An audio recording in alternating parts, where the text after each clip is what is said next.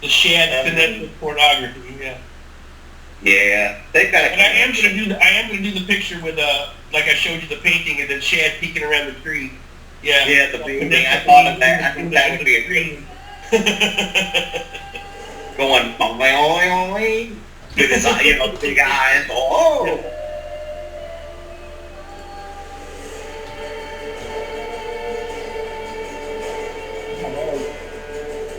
Glad I don't have to make sure I'm on vibrate. Yes, mine as well. I think I'm on vibrate. I've got no bell. I got a little bell with a line to it. I guess that means I am vibrating.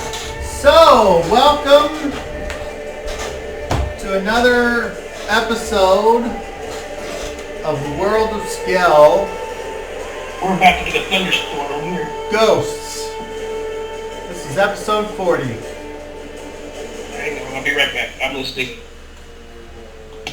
Before we begin tonight's session, I would just like to send some positive vibes to our friend Randy. He is in the hospital. He is not. He is not well. So I am hoping that he will recover. And that let's go, Randy. At some point he will rejoin us here in the game. I certainly hope so. But like I said, the last time I talked to him was Saturday, and he said thanks for all the good wishes, and that's the last I heard from him. Knowing my friend Randy like I do, if he was here, he would tell us to carry on,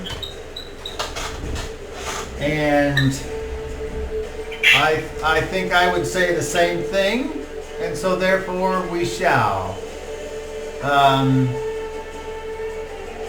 But in the future, when we all can recount this tale of a difficult time, we can go, aha, fuck you, you didn't get him, so there you go.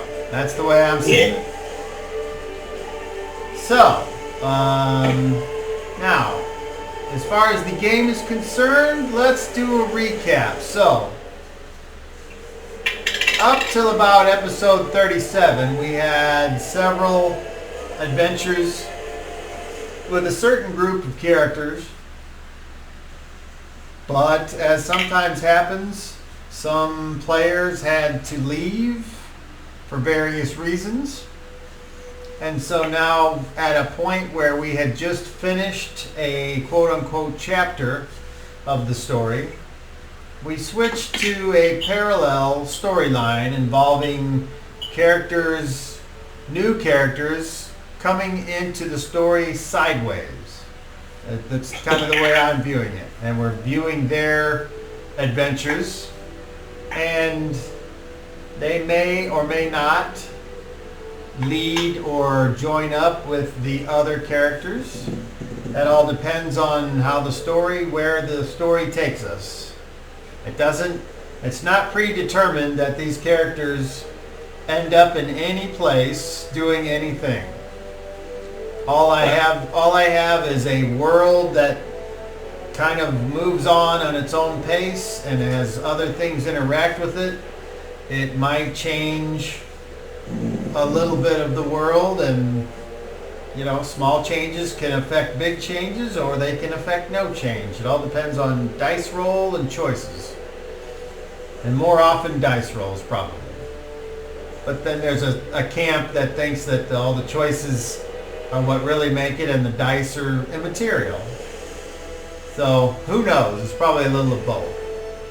But these characters, Guy DeLance, played by Jason on the bottom of the screen, and Boris Crump, played by Daryl on the top of the screen, and Nathan Driver, who is played by Randy, but since Randy's not here, Nathan's not involved either. At least not right now. they have all come looking for the previous group. And along the way, they were captured by Acariman forces.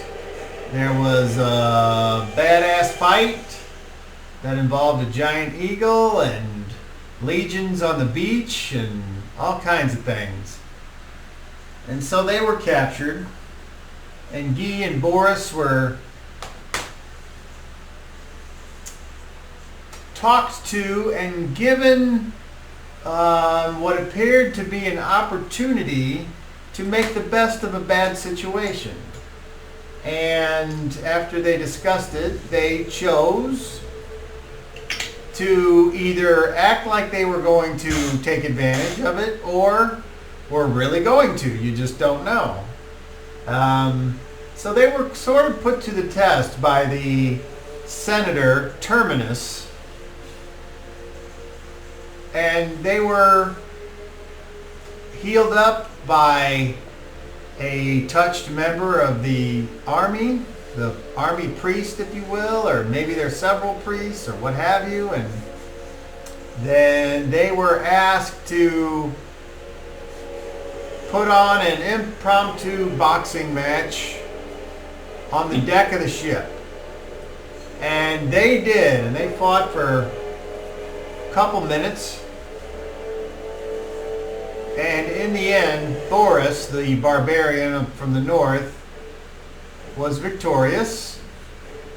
His fighting strength proved to be the difference in a not an outlandish destruction, but just a continuous beatdown until Guy decided he had had enough. And the senator was impressed by Boris and was not unimpressed enough to be killed, would be Guy. So they both were put back down into the hold of the ship and were given medical attention. But then they, of course, the cliche mysterious stranger in the dark started talking to them and offered them another situation, which would be to join him, and he would attempt to get them free from their slavers. And they thought about that for a while, and they were told if they would drink these potions, it would give them the appearance of death. It would slow or stop their heart rate and cause them to be stiff and look dead. And so they went for it, and they chugged those potions, and they both died. And that is where we left off. So, if any of the players have an edit or an addition or any other thing they would like to say about the recap, now would be the time. Hearing no objection. Oh, sorry. Go ahead, Daryl. I enjoyed playing it. That's about it. I have no changes to what you said. I am a little suspicious of Moses Ronald, but sometimes you gotta pick the lesser of two evils. Yeah, and what I said before about the fight is that he was clearly not used to fighting like that. It was obvious. He was clumsy. I'm lucky you were proficient. Yeah, he'll fight, but he's not very good at it. I mean, of course give him a weapon, that's a different story. My success made me think I might take grappling or fisticuffs as my next proficiency. It's always good for a barbarian. That was Mud's thing. He would wrestle anything. If he couldn't get it in regular combat, you could wrestle it. You can wrestle a lich, man. Liches don't expect to be grappled. And that's what they have to keep in mind. I grappled a dragon. What? What? Grapple the dragon. Let's say, Roll a d30. That's pretty cool. I'm gonna do a bunch of stuff here. La la la la. Okay. So grapple a beholder.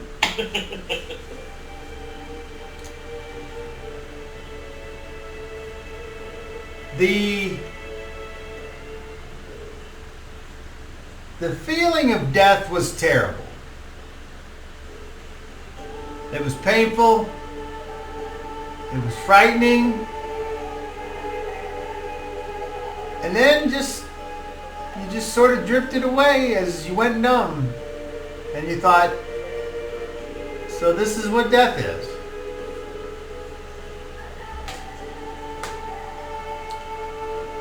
And who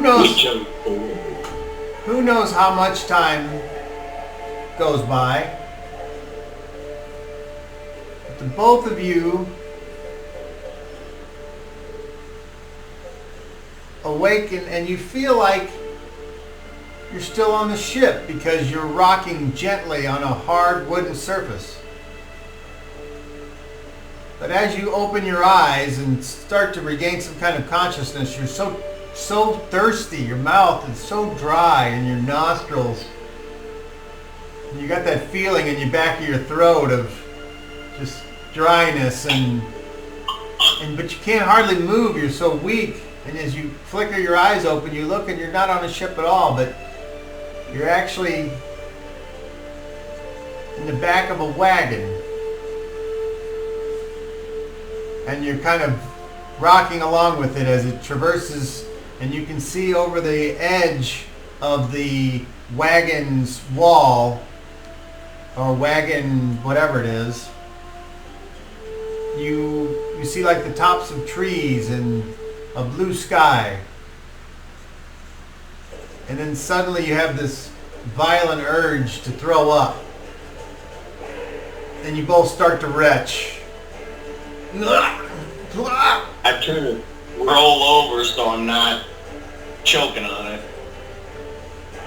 And the wagon stops, and you hear a voice, the same voice that you heard from the person making this deal with you. Be quiet. We're still close to the shoreline. And after a while, the nausea passes as you do. You throw up whatever contents in your stomach that there might be left after you don't know how long. And you realize that you may have soiled yourself. So the weakness of it all just makes it difficult, if nigh impossible, to even raise up on your elbow or look around. You can certainly try, but you've never been this sick in your life. And then the wagon starts moving again, and you just kind of either turn or lean or whatever you can do. And you can see that Boris is on one side and Guy, you're on the other. You're about 3 feet apart, and if you want to try to have a conversation, you can. Or what about Paco? Oh yeah, and Paco's down at your feet. That was my concern, was I was looking for Paco. Don't forget about Paco. It's Paco Tuesday. Well, in his case, he had full release, so it's Paco Poo's Day. Yeah, that's what henchmen get. Yeah. All right, so I just smile at you. He doesn't look. No, he isn't smiling. Somebody's gonna get their ass kicked for this. This humiliation will be answered by somebody's skull. Ooh. after riding and retching a few more times, you both kind of drift off back to a restless sleep of just being so tired and so weak. And you're almost grateful that you can feel yourself going to sleep, because the uncomfortableness that you're in now is terrible. And once again you wake up and you can see that the sun is now high in the sky. It's not bad. And you realize that after this second sleep, you've got a little more strength, and you think if you wanted, you might be able to actually sit up or get up and look around over the edge of the wagons if you wanted to. I look toward the driver's seat. Is Moses all by himself, or is there anyone else on the wagon? You see Moses sitting next to someone else who appears to be handling the reins. And Need water. he looks back and he's like, "Don't worry, the worst is over, gentlemen. At least for the dying part. As far as going after our friend Covidius, well, that might be worse yet, but you need to fully recover." I'm trying to sit up. Okay, if you try to sit up, please make me a simple constitution check, please. I'm not water. On character sheet. 24. That is a success, okay? So you're able to slowly and painfully bring yourself upright, or where you're sitting, or whatever it is you're doing. Maybe you use the wall and kind of crinkle up a little bit. Have you got any water? You'll just throw it back up. I don't want to waste it. We're almost to our camp.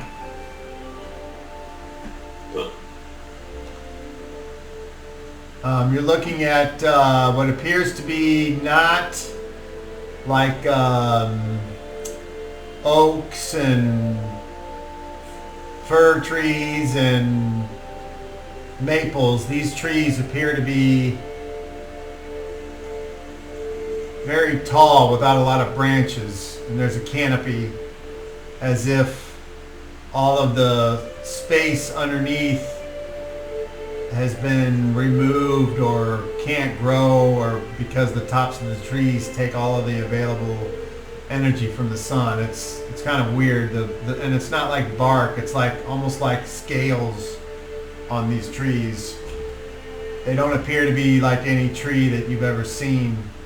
And from a couple of them, you see they have these huge, like, growths that are hanging from near the tops of the trees.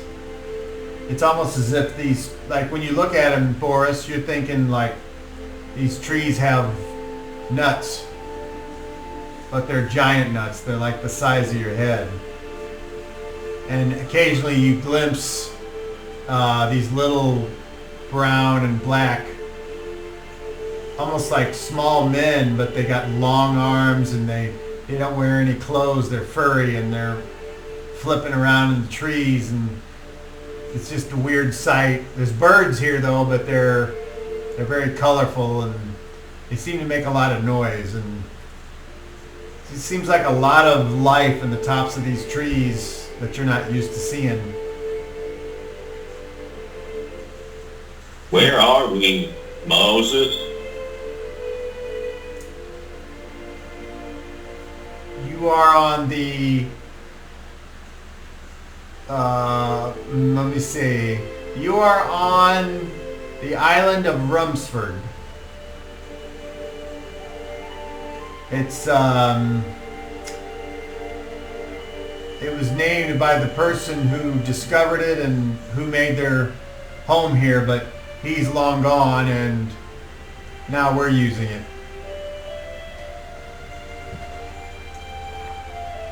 You say Rumsford, John? Rumsford. Thank you. Okay, we got a couple people here. Scott Wiley says he's watching from the review booth. I don't know what that is other than sounds like a sporting event. Hi, Scott. Long time no see. I still don't see you. Robert Kopustinski is watching. Don't know you, Robert, but No. welcome. And then a couple other guys I think have come and went. John Phelan and Harold Handwork Jr. So these are people that are just able to pop in on Facebook whenever they want. Normally they don't stick around. Scott normally My brother Damien said he clicked on it. He's like, I didn't mean to. I don't know how I even got in there. And then I couldn't back out of it. I said, yeah, when you're not involved in the story, it can be boring, but it depends. Yeah. It's not his thing. I think the best time to watch would have been our battle when we were on the boat and fighting the people when we first. Yeah, that would have been fun. That would have been a good time to watch then. But all of our climactic battles, like with in the crypt when Pick stabbed him in the hip with the key red horn. Yeah, we've had some good highlights. Yeah. that's the way it is. That's the way it is with drama. So eventually the wagon stops, and you can hear the sound of some type of civilization. And as you kind of turn and look forward, you see Moses Ronald and the driver getting off of the front of the wagon and coming around to the back, and they lower the back wall of the wagon, so it's kind of like a trailer-esque kind of thing, and they both try to help you guys down. And Guy, I would like you to make a Constitution check for me, please, at normal chances. Oh, I feel terrible. Is this plus a D20? Yes. Okay. 25. Okay, so you're able to get yourself up enough and enough strength to get down out of the wagon. Though you're still both pretty weak, but you can feel your strength coming back to you, as if maybe the potion is wearing off. Or I'll try to help Paco off if he needs help. roll a Constitution check for Paco, please. I'm not sure what his Constitution is, but Paco has straight 10s across the board. That sounds good. 13. Total?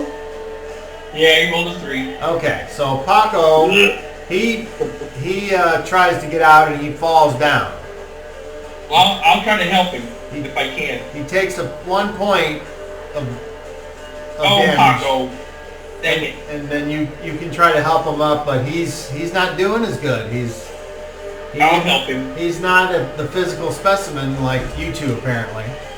No, I know that. I'll help him. Okay. So as you start to look around, you can see what appears to be more than just a camp. Like there's actual families here, and got people doing crafts that seem to be normal things like carpentry and leatherworking, and apparently. And then as you start to look around even more, you can see the one-room homes with the wattle and daub and making use of the natural resources, and there's even some mules and donkeys and pigs, and as you keep looking around, you see that this is a village of some type. Seems to be very active. Are there any walls or stone buildings? Not that you can see from where you are. Okay. Any fences? Sure. There's fences for what you would guess to be animals. Okay. Animal pens. I'm just looking for potential defensive. Yeah, I'm thinking militarily. Yeah. Well, you don't see anything other than the people who all have the usual like knife or what have you, but there does not seem to be any type of military applications here at all. No walls, no moats, no like trebuchets or no towers, nothing that could give them an advantage if someone was to come and invade. Okay. Is the ocean in sight? Hold on, go ahead, Daryl. Is the ocean in sight? No. The only Is thing there a lake or a stream? Not that you can see at this time. The only thing that you see is the road that you came in on, the dirt road, and then it continues on through the village to some other place. From where you are, the biggest building that you can see appears to be like 2 or 3 of these buildings that were of a size. So instead of like a single room peasant home, imagine 3 sizes of a peasant home, but it's all still made out of the wattle and daub. Now what's interesting is on the, you see that they've got a working, like a, I wouldn't say a kiln, but it's like a fireplace, but it does have a bellow attached, and there is guys over there working on things. That'd be a fort. And there's also a lot of pigs here. They seem to be running around much like you would see cats in some other big time city. Here it's pigs. And just as you see one, you see that like a kid's kind of shushing this pig along, and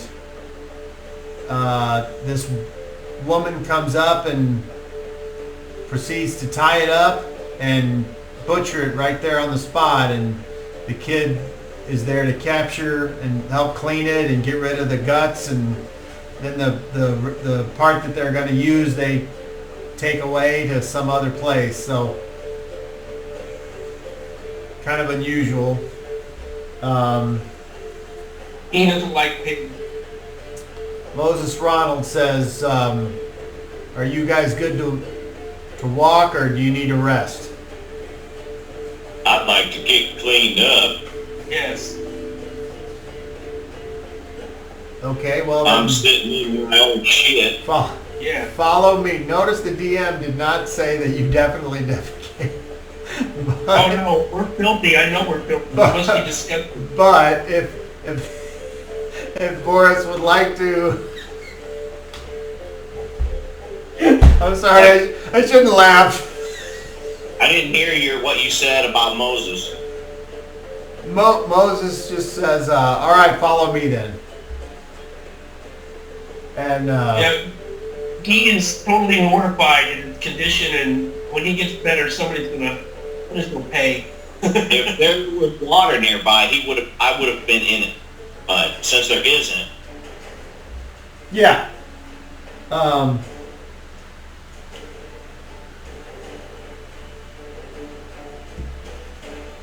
So I follow Moses. Okay, so some of the other interesting things you might see here, you see two women ride wooden unicycles past you, carrying jugs of whatever, probably water, and you also see an ivy-covered wooden either statue or totem of something, but it's totally covered, and you would certainly have to investigate that if you wanted to find more information about what that could mean. That catches my eye for sure, and I'm not going to take the time right now, but I'm going to mentally say I want to check that out later. Yeah. marking its location.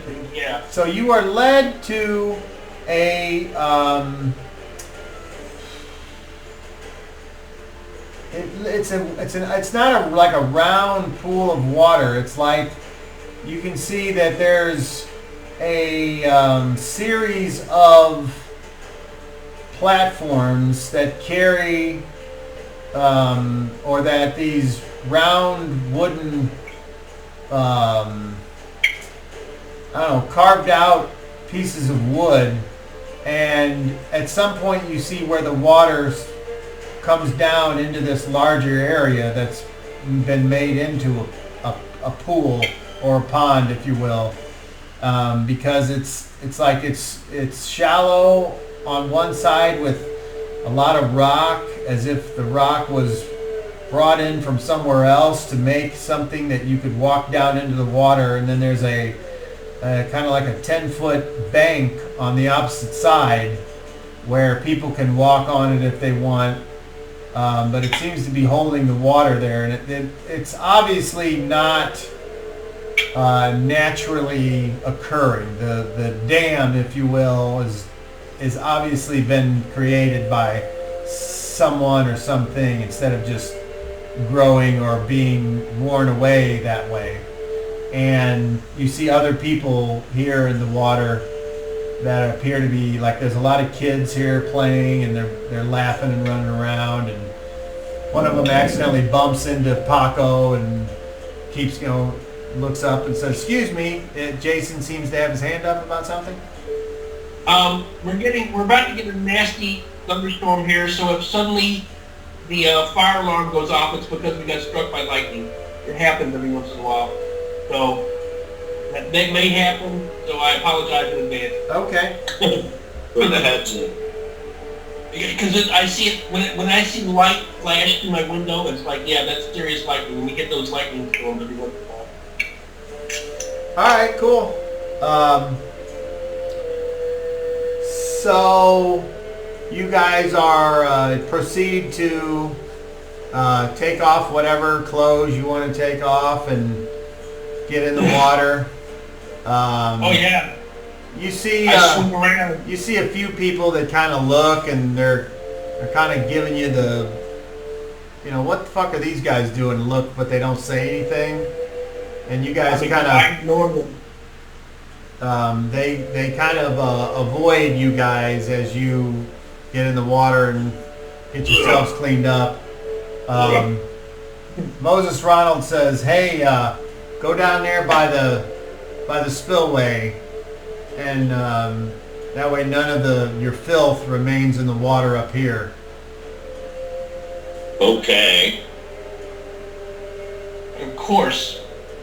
And so that you find that in the spillway, the water actually kind of speeds up a little bit because of the width of the waterway, and it actually kind of helps remove sediment and or other things, until after a while you're like, all right, I'm not feeling too bad, and the water actually feels a little invigorating, because it's you can tell that it's probably hotter here than you would have guessed by the fact that the water is so cool and refreshing, and it actually kind of starts to make you feel pretty good. And you think, I was going to say, therapeutically, I swim against the current for exercise, because I'm pretty sure my arms and legs are kind of stiff and painful.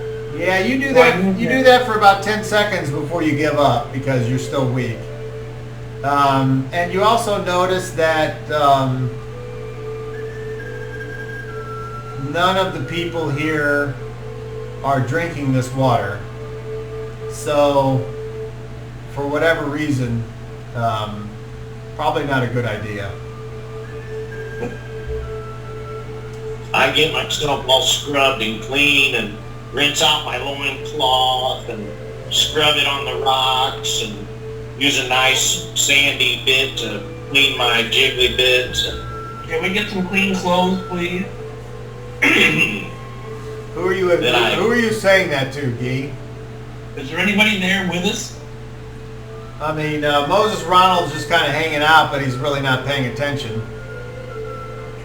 Excuse me, moron. It's Moron. Excuse me, Ron.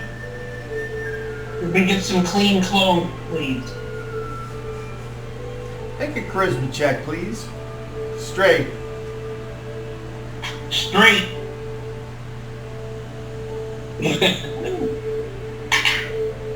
25. Okay, he says,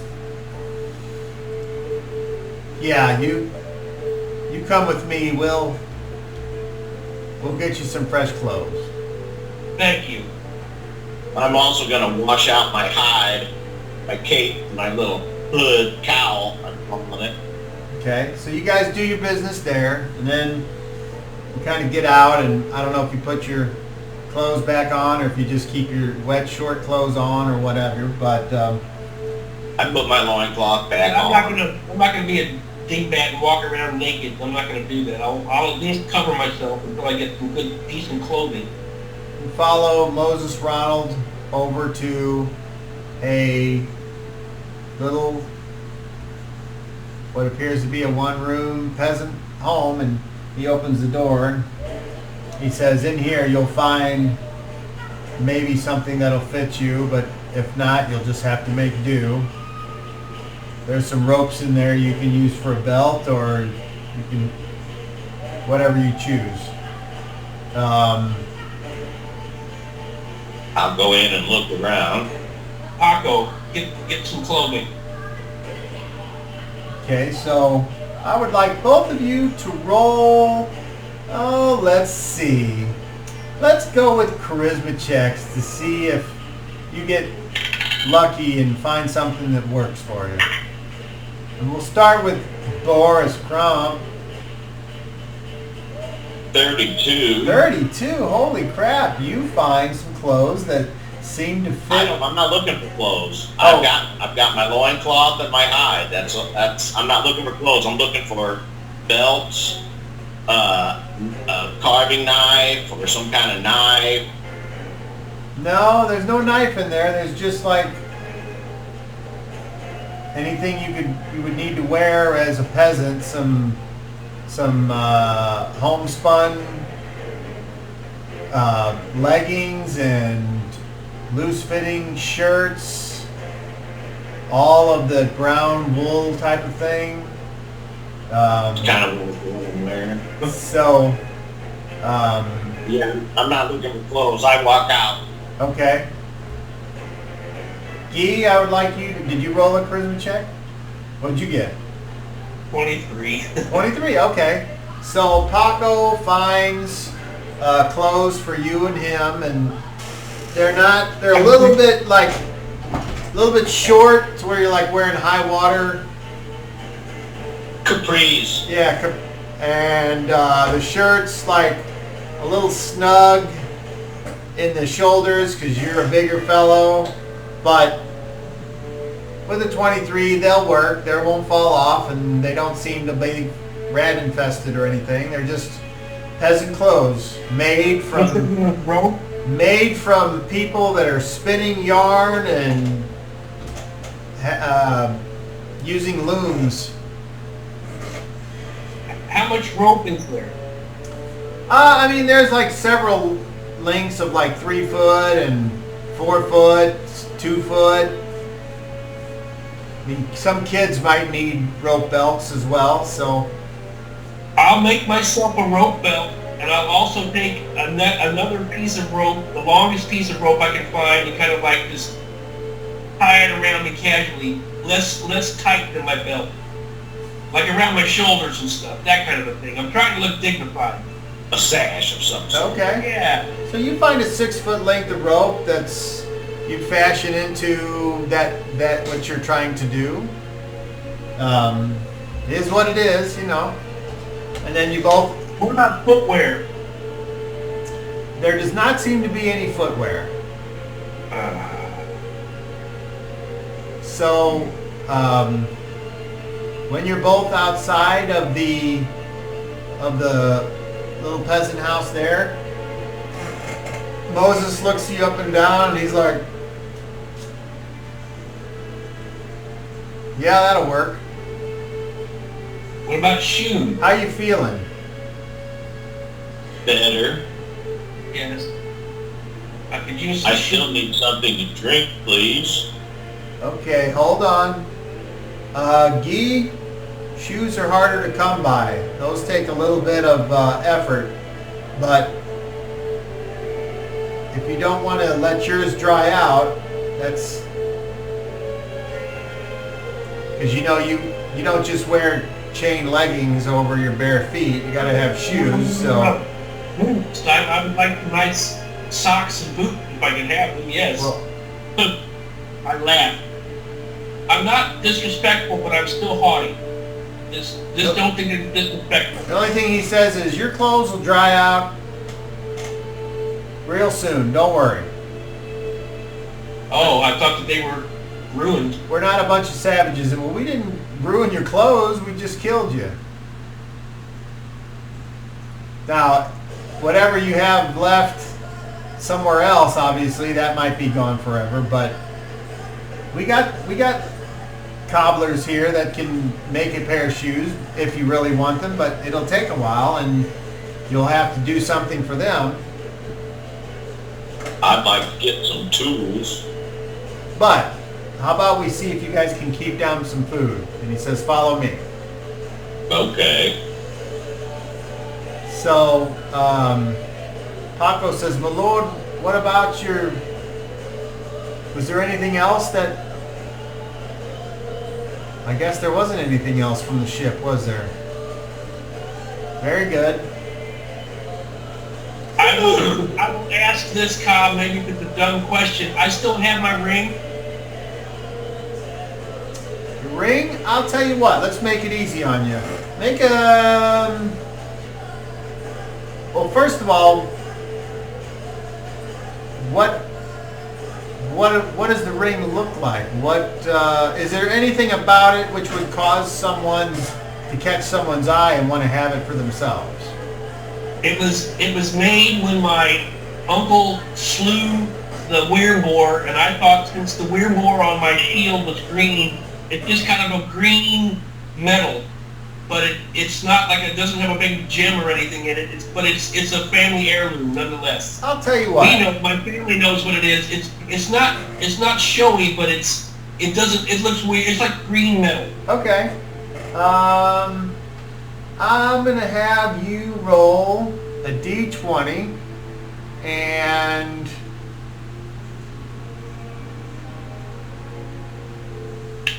I have a success number in mind, a snuck nest. So roll a d20 and add 5 to that and tell me what you roll.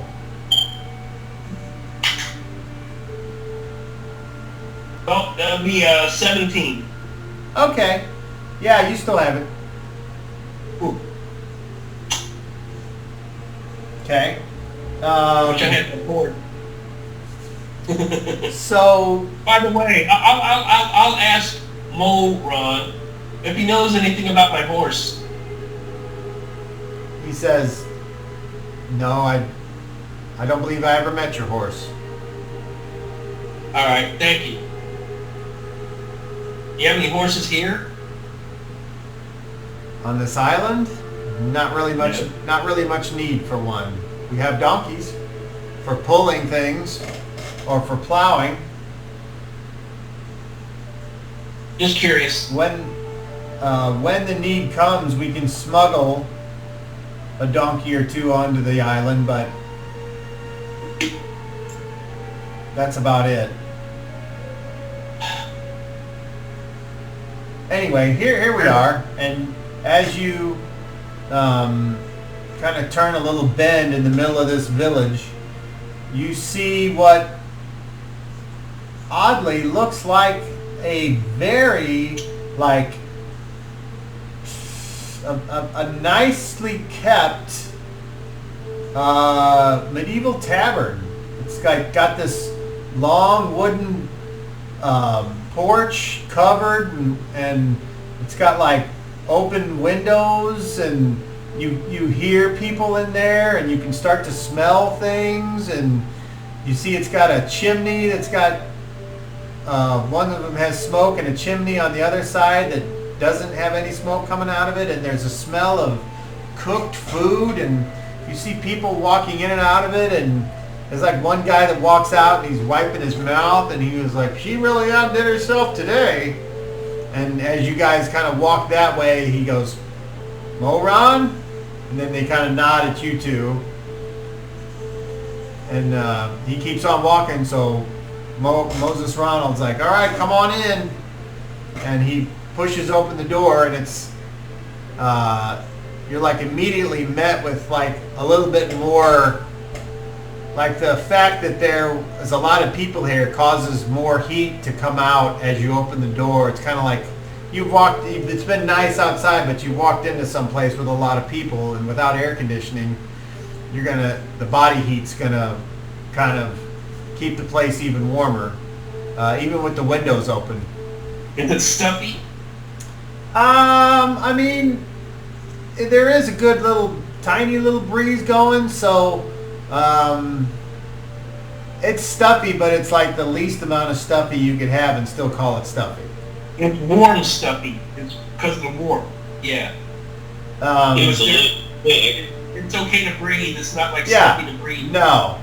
And inside this place, they've got lamps that are on these big, they look kind of like wagon wheels, and they're attached to ropes, and they lifted them up into the rafters of the place, and it provides light because all these lamps have like this reflective copper or whatever, some kind of metal that's over the top of them, and so it makes the place actually, like, even though you'd be in the shade, you can see perfectly. It's kind of neat.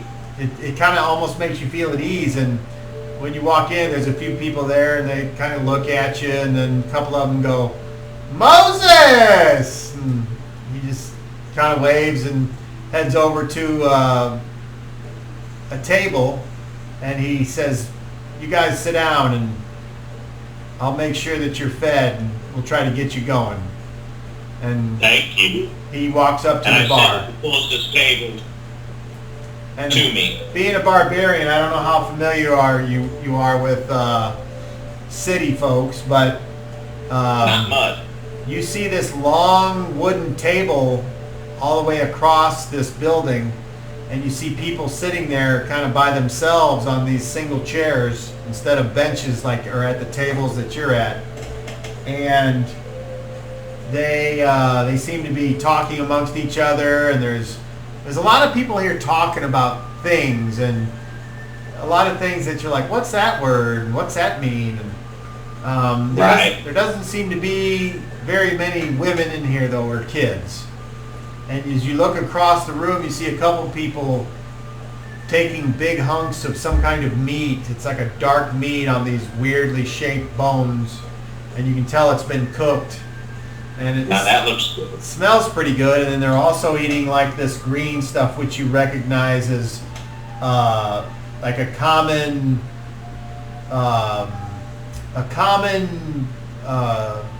green amongst just everywhere you've ever been. It's either called nettles or king's root or whatever it's called, and you're like, okay, back where we're from, that was plums. Yeah. So, and then they also have these wooden mugs, but they're tall. They're like twice as tall as a cup. And you see people drinking and pouring things into them from these other... Everything's... No, these don't. Everything's... Occasionally, though, as you look, there'll be like somebody that has one with a handle, but that's not the common thing. And it's like most things here are made of wood. So... I've noted that. So, Moses Ronald comes back and sits down at the table. Did you want to say something or do something, Boris? Yeah, I was going to walk over to that long bar where the people were sitting on stools and sit down there. Okay. So as you walk over there, you can kind of hear conversations, and there seems to be like 2 or 3 people that are behind this long wooden table with no chairs on the other side, and it's like they've got storage underneath the table, and then behind them they've got wooden and pottery jugs marked with symbols. Do you read and write, Barbarian? I have the common language, the Southern tongue in your world, and I do not have reading and writing, Okay, but so- I sit down and tell somebody on the other side, I'd like something to drink, please.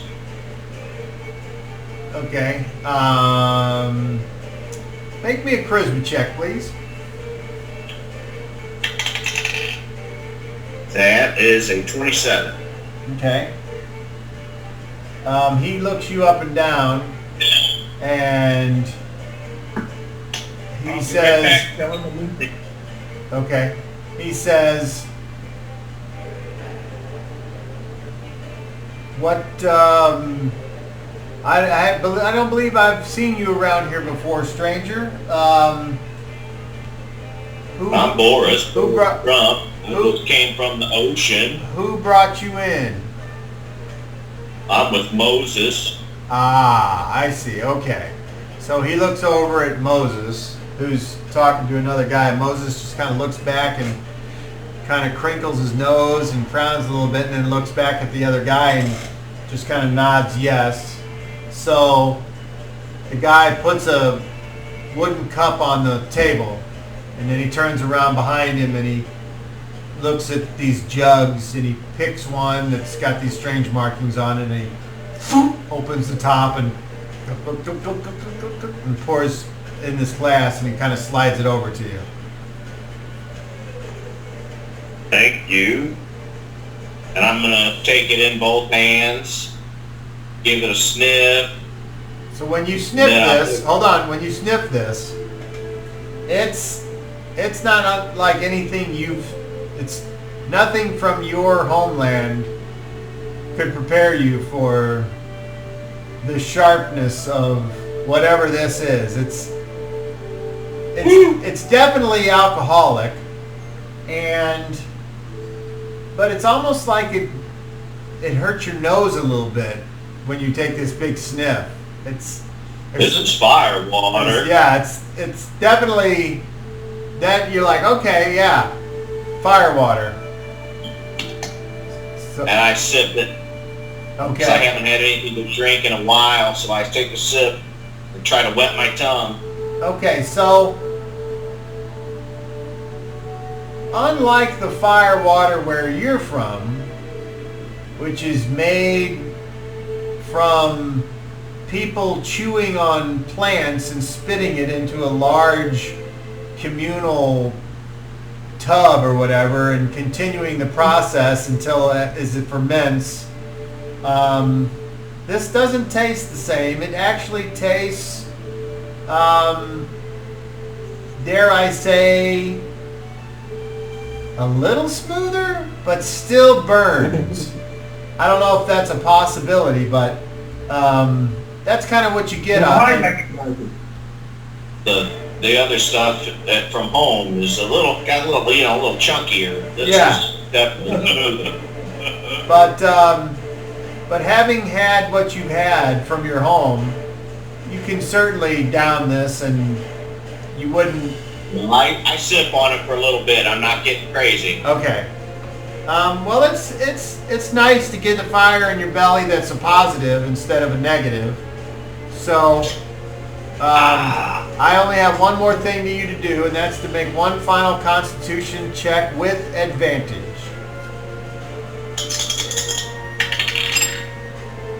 Oh, unbelievable.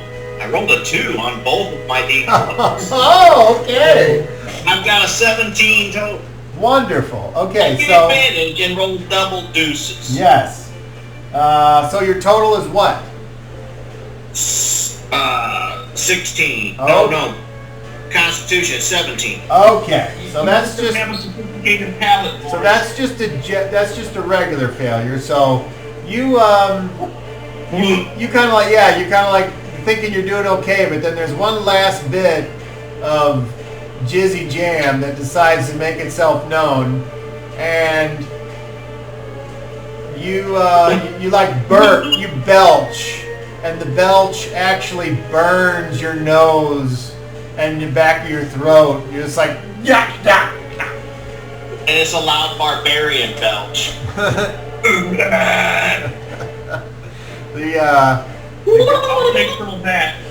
The guy at the bar is like, looks over at Moses Ronald, and Moses is like, Boris, go sit down like I asked. I'm going to bring some stuff over. Okay. So, a short time later... Good job. At least now they know that we're here. That was pretty heavy. I thought I was going to vomit again. I should have had water. I thought you were a big strapping lad. Here you can't take a few sips of the native brew, eh? It was pretty good. A lot more smooth. Moses Ronald comes over, and he's got this female that's following him. The female is wearing normal clothes. Let's see, just because every adventurer wants to know I stand up. what we're looking at here. Roll her charisma. I stand up. Yeah, oh yes, I was getting ready to be very jumpy, Okay. yes. She seems to be fairly attractive, maybe in her late 20s and early 30s, and long brown hair, and she has with her 2 bowls of some type of liquid, looks like a stew or a soup, 2 rolls each that she sets down in front of you, a little like piece of cheese that you guys are supposed to share, and a wooden spoon. And That smells really good. she kind of nods and smiles at the 2 of you. I would like both of you to make charisma checks, please. See if I can roll another 2. 20. 27. Okay. She looks at both of you and smiles at both of you, and curtsies as she backs away from the table, and Moses Ronald sits down then, and he's got himself a big mug, and he says, "Eat up, fellas. Regain your strength." I eat. Definitely. And Thank you, Moses. he says, here in Rumsford, we are committed to staying outside of anyone else's control. We don't pay taxes to the Republic, either one of them. And I will say that the Akaramans, as far as I know, they don't know about this place. So we'd appreciate it if you would not tell them. I hope to beat one to death when I see him. Yeah, that's the only thing I have to tell the Akaramans is that you're Nick. Pause while I go wee-wee. This soup's pretty good. That waitress smelled good too. I see. Yes. Nothing but a few scrubbing for Saul. All these people smell like pig shit. Those pigs are good eating. That's all they're good for. I don't like them. I don't like the noises they make. I don't like the Kind of smell. weird having them running around though. Well, if it's an island, where can they go? Where I live, everything is running wild and we have to chase after our food. I use my boomerang to get little rabbits and squirrels, and this is my first time outland from my family's territory. I didn't know who I might meet or what they might say. I'm glad I met you. Well, that's true. We've at least survived together, if not by each other's machination. But here we are. We can have a fight. I don't want to be here. We need to get back to the mainland. I don't think these people can help us. I mean, I'm a warrior, Boris. I'm not supposed to walk around pretending I'm a peasant. I'm not going to do that. You don't have to. I'm grateful that they rescued us, but I have a purpose in my life, and this isn't it. We owe Moses our freedom. He says we were supposed to kill somebody, if I recall. He said he might know something about my sister. Yes, but I think that they want us to kill somebody, Boris, because that's the price. What it sounds like. The Duster. That can't be good. Well, I don't know how they expect us to kill anybody wearing rags and a rope. I think maybe we just came here to get alive again. Freshen up. Well, we are alive again. I'm not ungrateful, I'm just uncomfortable. I don't know their ways either.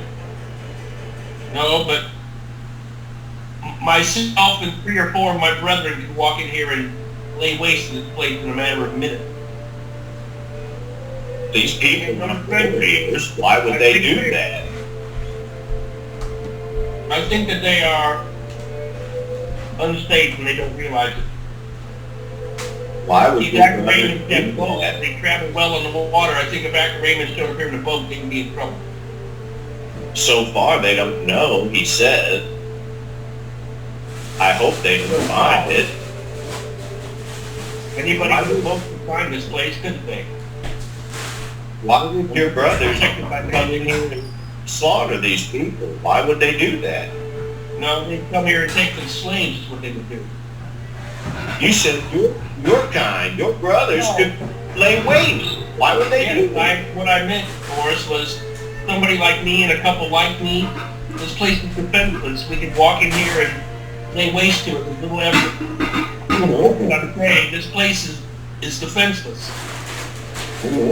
I'm a warrior too. I've killed many braves. No, I didn't mean that. And I've killed these people, but I wouldn't.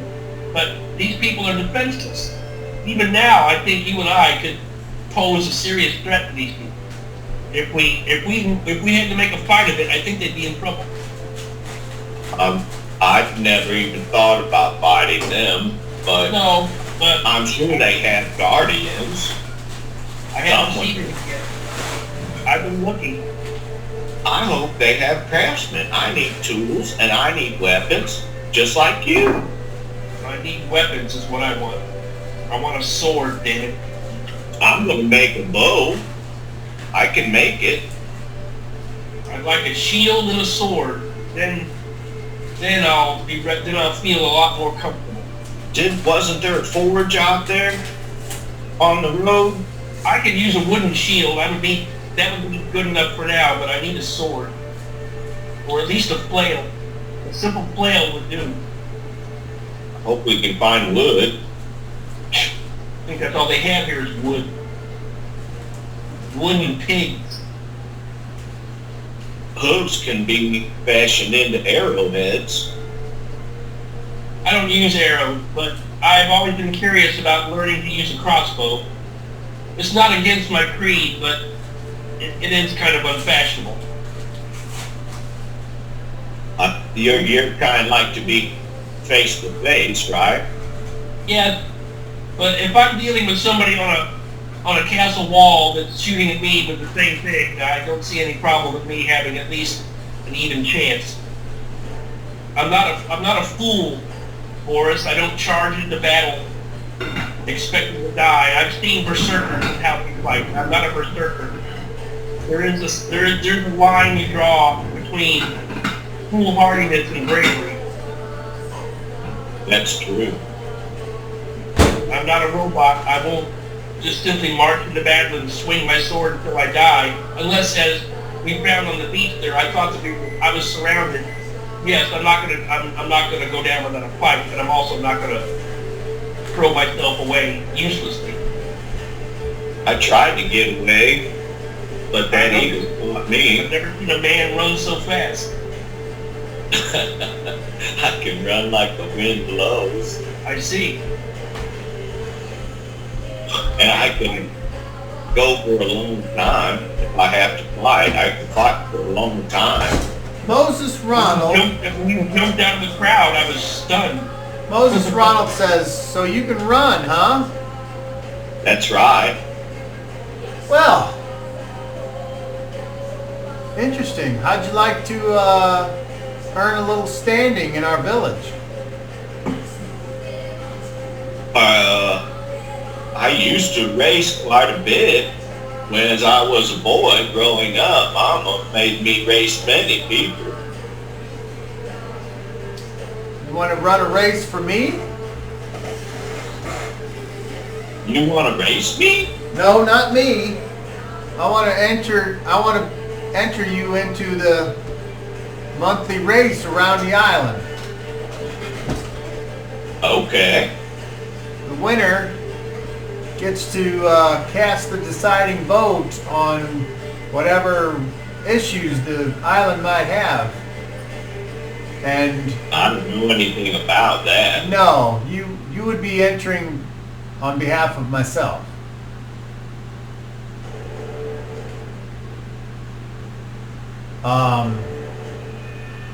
And just to This soup is good. just to make sure you know that I'm on the up and up, he proceeds to say,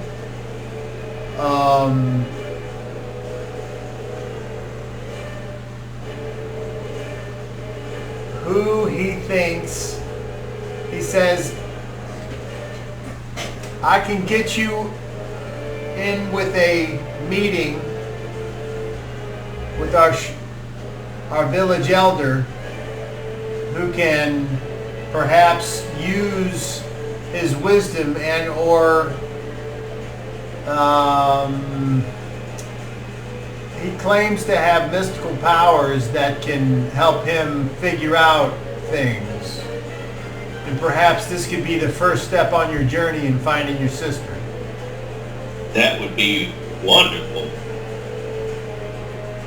Didn't you bring us here to perform a special service for you? Covidius isn't on this island. I brought you here just to get you better. I was curious as to how you imagined I was going to help remove this person wearing rags and a rope. Well, you got to get well first. We I will. see that our welfare is in your best interest, and I thank you. It's definitely in my best interest. So, Show them how fast you are, Boris. well, you're almost done with your meal now. Hold on. Why don't you? What I'm going to do is I'm going to have you guys stay where I live tonight. I'm going to go make sure that you're entered into the race. When is it? Usually every full moon. Full moon. And I think about that, and I say, I don't know when that is. He says, well, okay, Boris, do you know what the moon is? You ever look up in the sky at night and there's a big white thing? I know what the moon is, but I'm not sure when it's going to be full. Well, it's coming up. All right. That's an unfortunate time for my family. Well, perhaps, is there anything you can do to ensure that Boris would win the race? I would call for the sacrifice of the largest boar you have to be found, or that I may hunt it and as a sacrifice. Well, the first one definitely not, because you don't have any standing here. And I'm guessing you're not proclaiming yourself to be a religious man, are you? As in No. a member of some type of organized... Okay. But the second one... The second one... Well, we don't like the blend here. That's what I was ready to believe. Well, then keep that to yourself. In case you don't remember what was spoken on the boat, the blend is not your friend.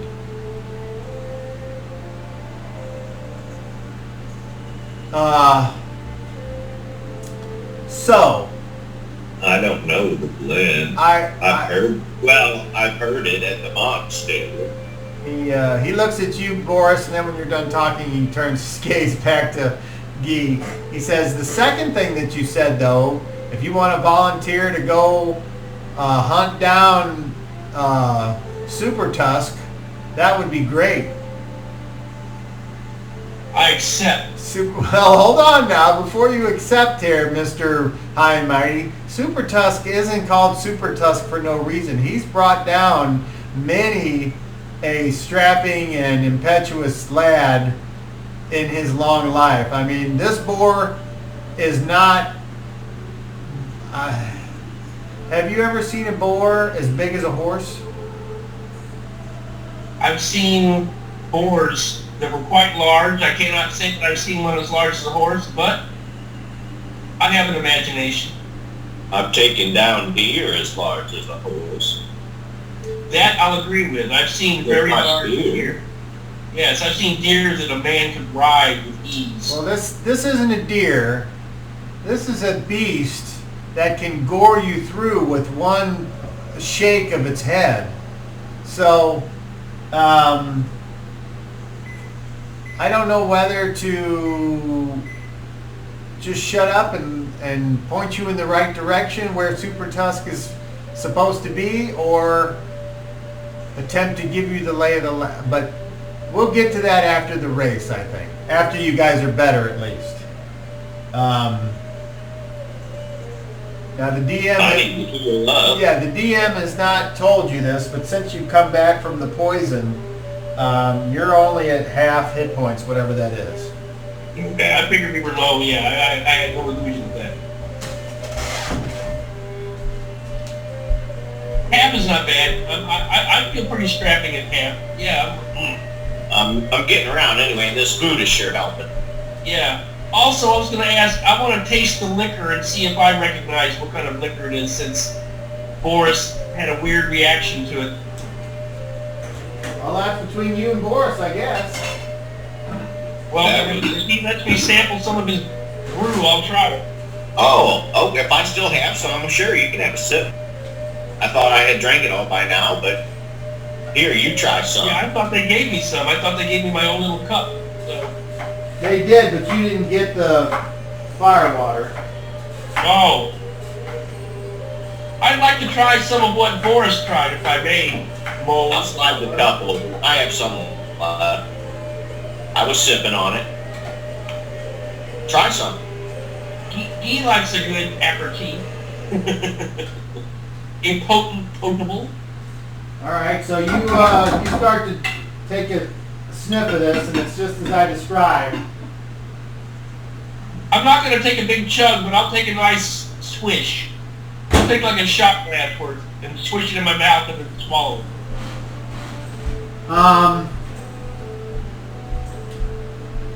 I would like you to make a Constitution check with advantage, please.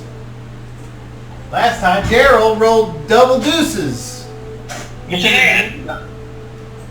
Constitution check with advantage. Ooh, with advantage. That's a good one. 34. All right, so you down this stuff and you realize that it's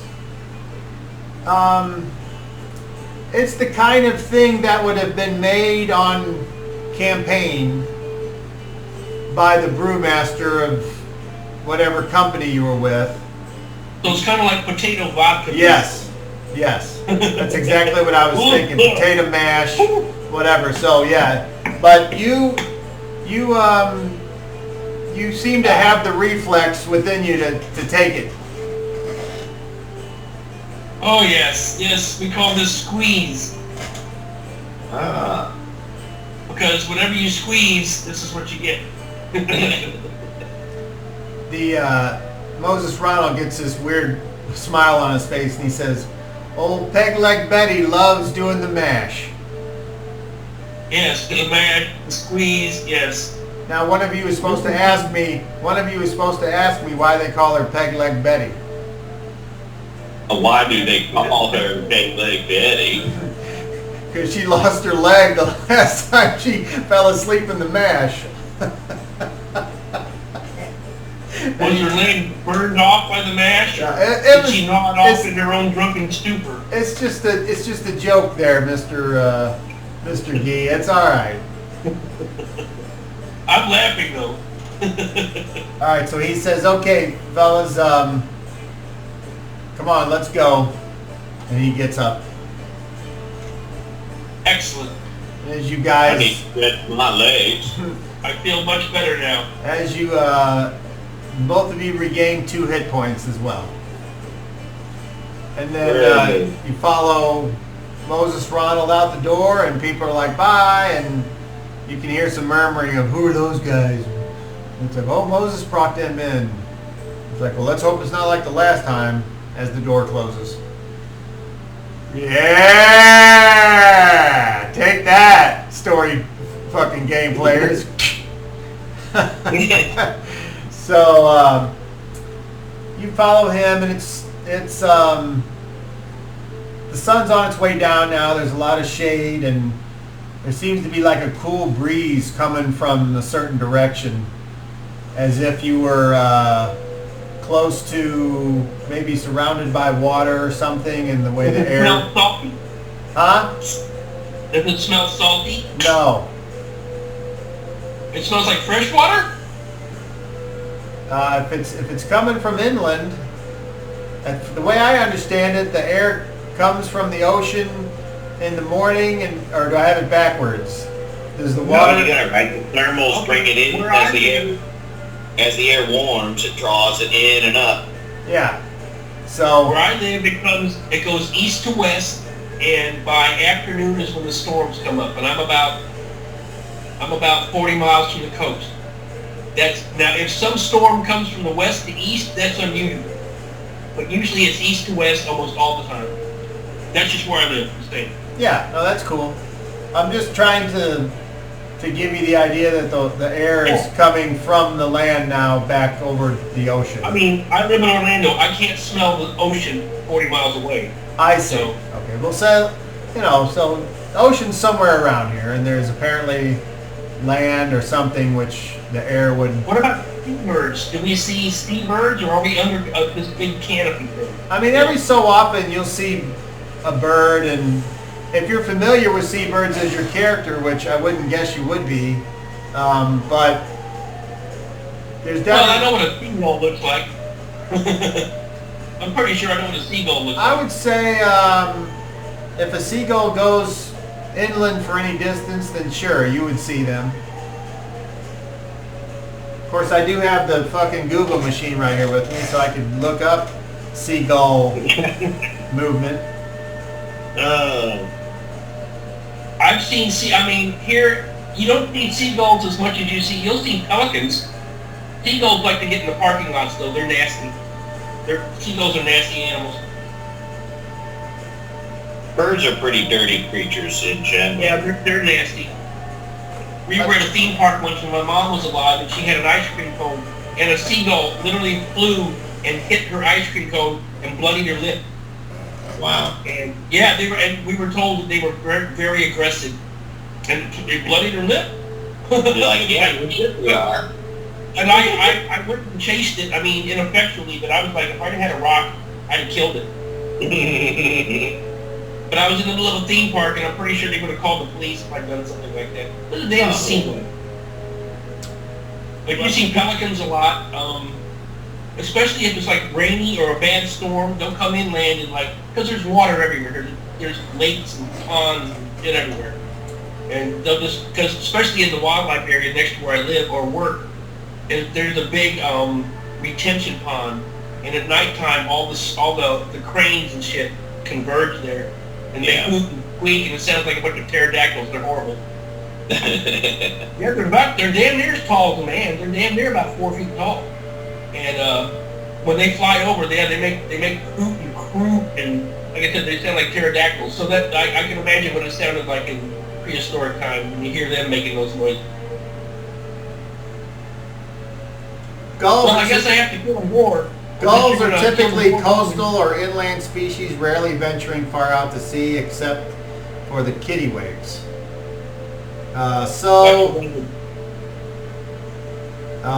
When seagulls fly inland, expect a storm. When fowls roost in daytime, expect rain. Anyway, sure, there's seagulls around. And they seem to be the scavengers of the birds, where they'll come down and pick at the fat and at the leftover shit from like they hang out at the trash dump of the village. Yeah, they'll eat anything. They'll eat anything. So why not my seagulls eating anything? So they're over there. They're there to be avoided, apparently. Yeah, they're nasty. You never hear of anyone eating a seagull. So Boris is just walking along, following Moses, stretching his legs. Where can I get some tools? I need a hatchet or an axe. I need a sword. He says,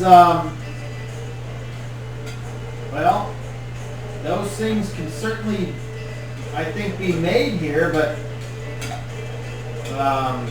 it would be uncommon. But I'll see what I can do before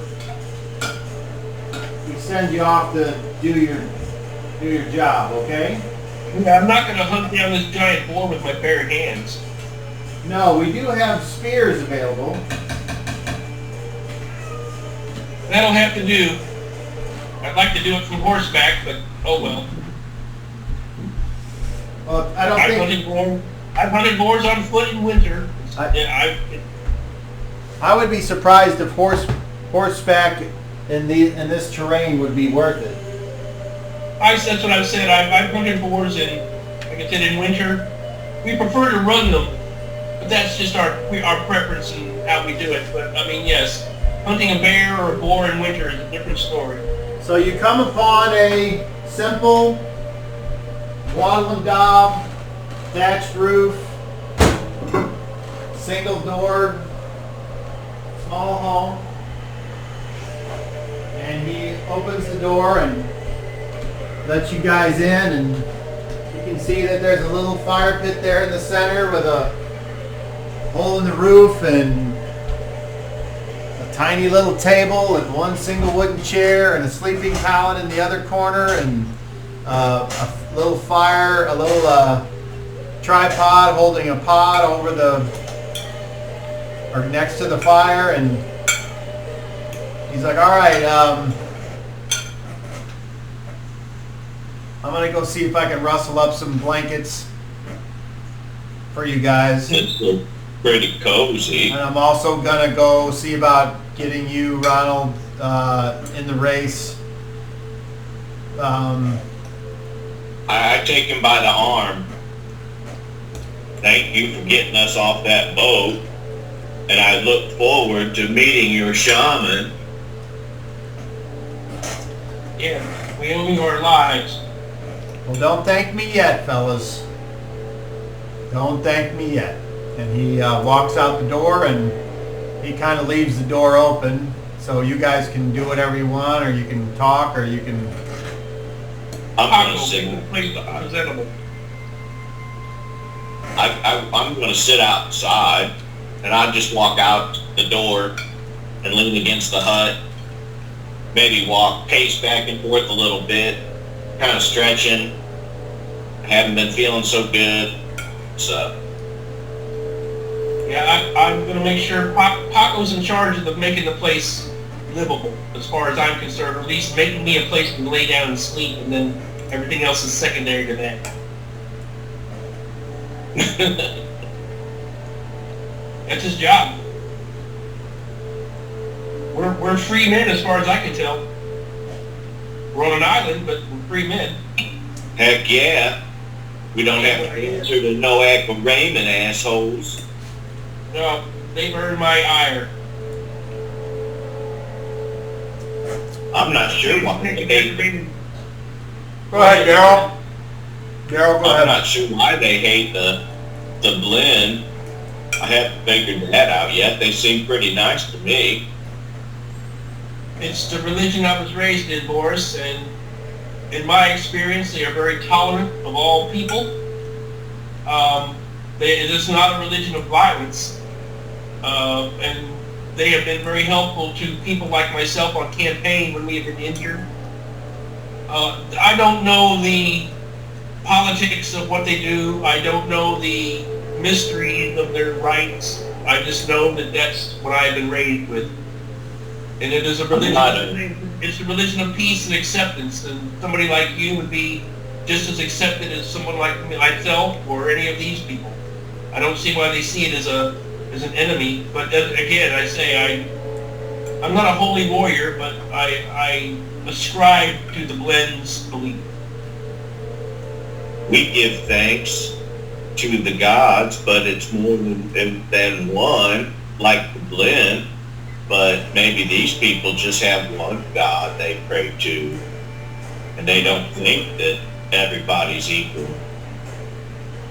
Did you also hear one of the people they mentioned at the monastery was a green man? Is that anything that you know of? A green man? A priest of the woods is what I would call him. Oh, we have shamans that can draw blessings from the trees and the land they're connected to. That's what they said this one could do. He was not of the blend, he was something else. Maybe these people are like that, but I don't understand. That statue, Boris, there's something strange about that statue. We could go look at that. Well, should we be sneaky about it or just walk up to it? I think I remember where it is. Kyle, are we far from that location, or can I tell? Do we even have any idea? 5-minute walk at the most. Well, let's go look at it then and just be like we're curious and we'll leave it at that. I can make totems of a certain type that can protect an area. You can make totems? Let's go look. I can use it. Hi, Boris. Alright, so you guys leave the relative... Paco will stay at the hut. Okay.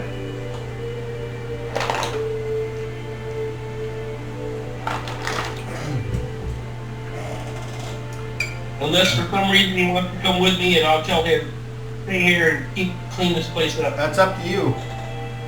Yeah, he'll stay and clean this place up. He's probably content to do that. You should tell him where we're going. He knows we'll be back. If not, he's doing his job for us. It's all right. Don't worry about it. Moses might ask. The less Paco knows, the better. And I begin to walk. He tends to run off at the mouth if he's not careful. I would like Boris to roll a d20. 9. It's super tough. You make your way back to the what you're calling the statue or the ivy covered thing. Yeah, the whatever it is.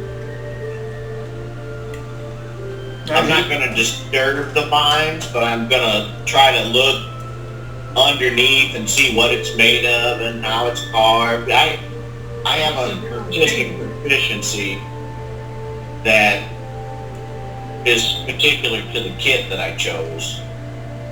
And so he's interested in just checking this out to see if it's something like he makes and his people make. Yeah, does it appear to be like an upright humanoid thing or some other shape? It appears to be, at first glance, it's like, remember how I described the round wooden things that apparently bring water from somewhere else to the pond? The bamboo style? Yeah. Imagine, if you will, that this thing, if it was a large piece of bamboo, but what's weird is that where the bamboo is straight, this appears to be curved, almost as if it like is curling around something as it goes up or down, like the vines themselves latch on to the statue or the whatever's inside the vines. I don't think it's a carving. Maybe it grew like this. I don't know what this is, Boris. I've never seen anything like this. Moses. And we dare not disturb it. No.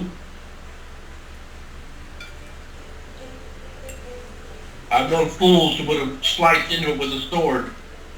How tall is it? Like 12 foot tall. Somewhere in there. It appears, now, here's my question. It's wrapped around something? Well, like, you know how rope, if you look at some types of rope, it looks like it's like twirled on itself or whatever as it goes. Design. So it looks a little bit like that, just not like tight like a rope, more spread apart. Like. What I'm asking is there an obvious inorganic thing here with an organic thing around it? Well, whatever's inside the ivy, you don't really see. You only see the ivy's impression of clinging to whatever it is. Oh, this is a mystery, Boris, and unless... No, I almost reached toward it for a second and pulled my hand back. No. Does it have a canopy like the other truffle trees, or? It just goes up, it's 12 foot, and then it kind of stops. Like if a vine was growing around a tree here, it would go up so far, and then that would be as far as it would go. Okay. Well, I've seen what I wanted to see. I'm ready to play. I have no idea what this is. Me either.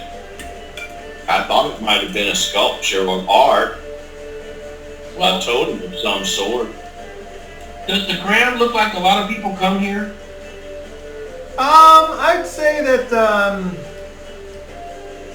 the vines kind of spread out from the bottom as well. So, seeing as how vines can, they seem a bit more hardy. So what I mean is there like an obvious footpath or foot traffic around here?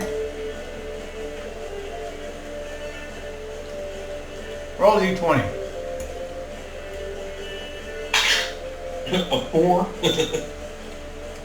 No.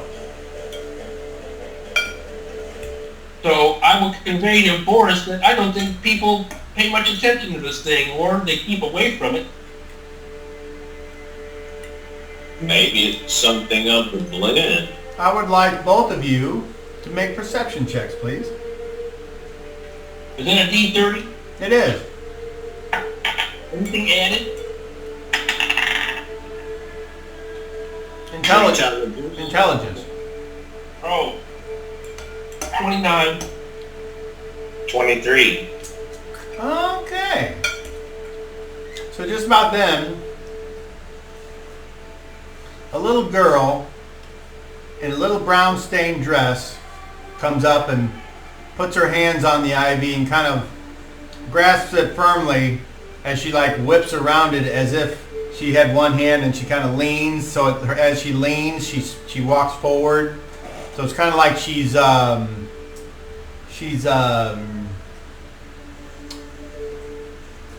what do planets do around the sun?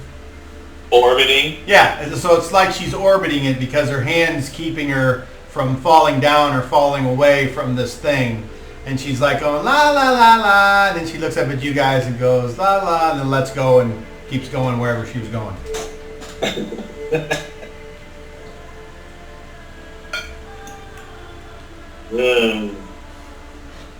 I have no explanation. All right, so Maybe we're making a mountain out of a molehill. Let's go back. So you head back, and when you get back, Moses Ronald is not there. Paco has done the best he can with what he had to work with, which was pretty much nothing. And he says that he's gathered some firewood, and that's about it. Good enough, Paco. This is all we can go with right now. Looks pretty comfortable. Thank you, Paco. So how do you spend your time until Moses Ronald comes back? And we'll start with Guy. What time of day is it? It's, the sun's not down yet, so you got a couple hours until it's bedtime. I'm going to stay outside. I'm not going to go far from the hut. I might just kind of like casually walk around. I'm looking for, like I said, I looked before, I'm looking for anybody who looks martial. Anybody that's carrying a weapon, anything like that. And if I don't notice anything like that, well, that's all I'm looking at this place from a more relaxed military view right now. I would say the only person that you see that comes off with a weapon larger than a knife is the smith, because he's got these he's got a hammer that he keeps on his belt, and it's definitely not a war hammer. It's a hammer that's a little smaller. So this place is really passive. It certainly appears to be. Now, okay. As soon as I change my mind and you guys get attacked by Super Tusk, we'll see how passive it really is. Super Tusk isn't somebody walking around with a spear. That's different. No. I get that. I'm looking for organized military anything. No. Even a couple of guards, anything like that. I mean, if they are guards, they don't wear identifying not obvious. clothes. Okay. There's no obvious warriors then. Okay. Yeah, the smith would probably be one of the tougher people in the group, I would imagine. I don't know about Moses Ron. I don't know about him and what he's capable of. That's one of the things that he's a mystery right now. I'm not sure what he's capable of. And the shaman, I'm curious to find out about that too. Remember, that's part of my job is to gather intelligence on these people. So I am. I'm remembering. I'm looking. And we can understand what they say? Yeah. Damn it.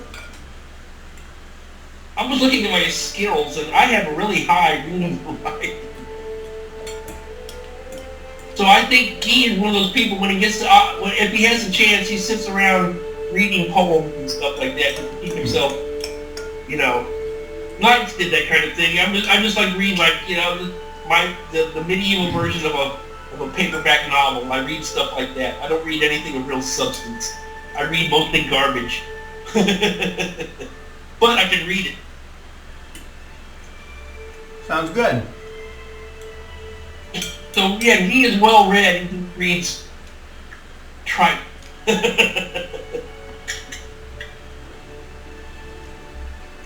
So what about... But if you gave him something into lightning, he could read it. He might not understand it, but he can certainly read it. What about you, Boris? How do you spend your time before Moses Ronald comes back? I'm gonna look about his home there to see if there's a knife laying around. A carving knife. There is. I will take that, and I will find a piece of wood that's about a foot long and about 8 inches tall, if I can, and begin to carve. Sit down and leave this tree and start carving. I'd say it's not hard to find some type of down tree or branch that's fallen off of an old tree. Even though there's not a lot of branches, I'll be back. They're not devoid of trees with branches here.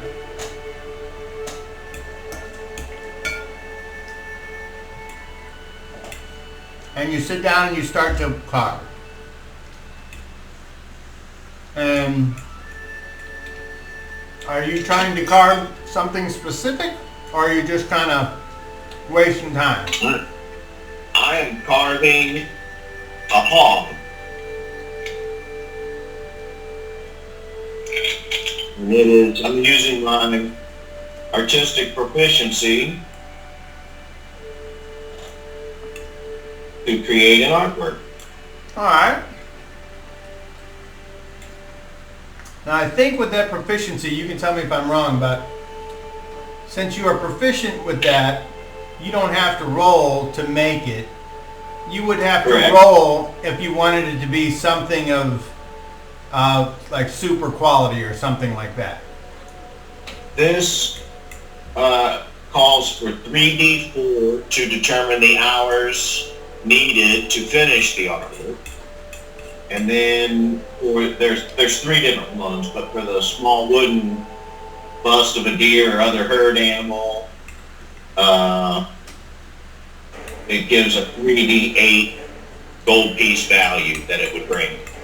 So at this point, I will roll the time that it's going to take. Okay.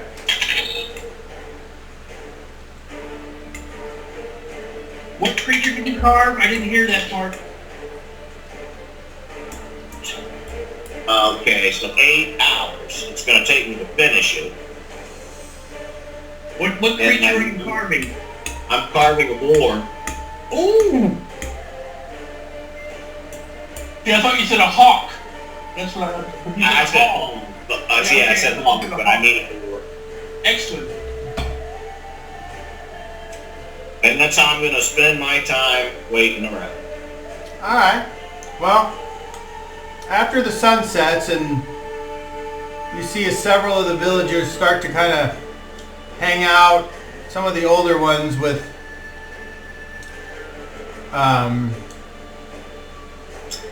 lamps and possibly braziers,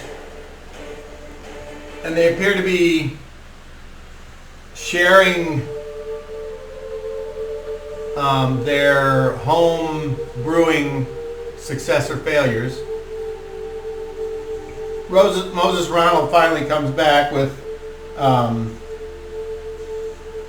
someone who's carrying, and Moses Ronald carrying blankets and other things. And he says, all right, fellas, here you go. A couple of blankets each. And that's very fancy. Some arrowheads and some long spears. So we'll need to attach, for Guy here, we'll need to attach the spearheads to the spears. Guy has his hand up. I'd like to talk to your smithy about making one of these spears into a lance. I can give him the specifications. That would be my preferred weapon to deal with this large boar. It shouldn't take too much to adapt the spear into a lance, like into a specification. But that would be my preference. You can talk. You can talk to him, and I wouldn't. It's a little bit late now, but no, but at your leisure. Tomorrow would be good. So that's what these are for. So you're not going to want these spears then? Yes. Here, yes. Okay. Thank you. Now, as far as the race goes, whenever somebody started complaining, all I said was, this has been done in the past when somebody was injured and they let it go, and so there was a little bit of an argument, but I think they finally relented. And he hands you, Boris, this kind of like a wooden square with like some kind of copper or gold inlaid, and it shows like it's got like a helmet with wings on it, and that's what it looks like.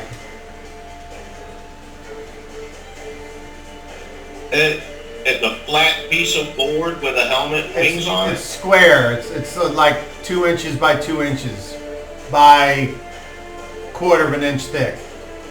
What's this for? This is to show that you're going to be able to enter the race. Okay. Don't lose it. Do you have an pouch or a pack? Or... I'll take one of the blankets and I wrap it up in the blanket. I hold it on, under my arm. Okay, now he says during the race you just hold on to it. You understand? Okay. Keep it in your whichever hand you feel like you're not going to lose it. What happens if you drop it? Well, then somebody else gets it. If somebody else is able to capture all 6 tokens, they automatically win.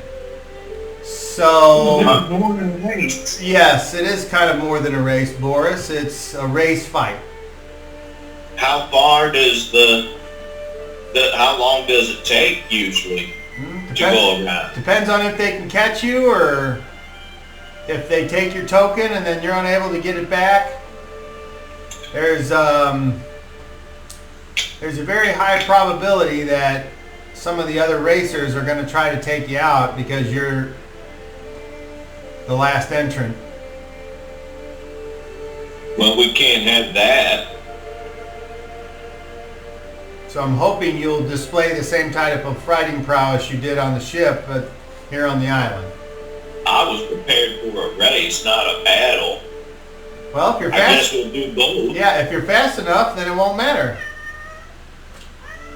Okay. Now there's But I'm supposed to take their tokens? You don't have to. If you win the race, it doesn't matter how many tokens anyone has. Okay. What if he had all of the tokens when he won the race? Well, it would end as soon as he got all 6. Because if your token lost, you're out. Well, pretty much. You can't finish the race without him. Theoretically, you could beat everyone, you could kill all 5 of those guys, and then lose your tokens, and then you wouldn't win anyway. Run as fast as you can, Boris. I don't see any need for that, but I will take one of those spears with me. You're allowed.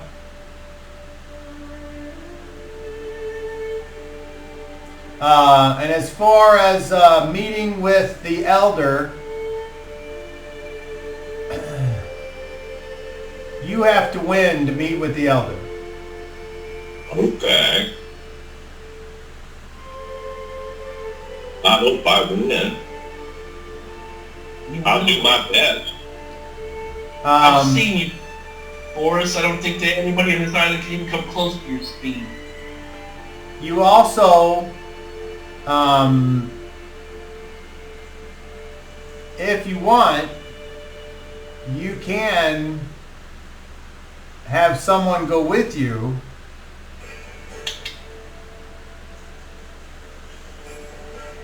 I don't know anybody that can keep up. Well, then, yeah, you might want to go by yourself if you're as quick as you say you are. What if I ran interference for him? Well, then obviously you would be putting yourself at risk, but there's nothing about the rules that say that people can't just randomly get in fights on the trail. It's not like it hasn't been tried before. I'm a man of honor, Mole Ron. I would prefer to do this honorably, if at all, and I'm leaving it Boris's discretion. If he doesn't want my help, then fine. I'm willing to help you. Put yourself in harm's way. That's my job, Boris.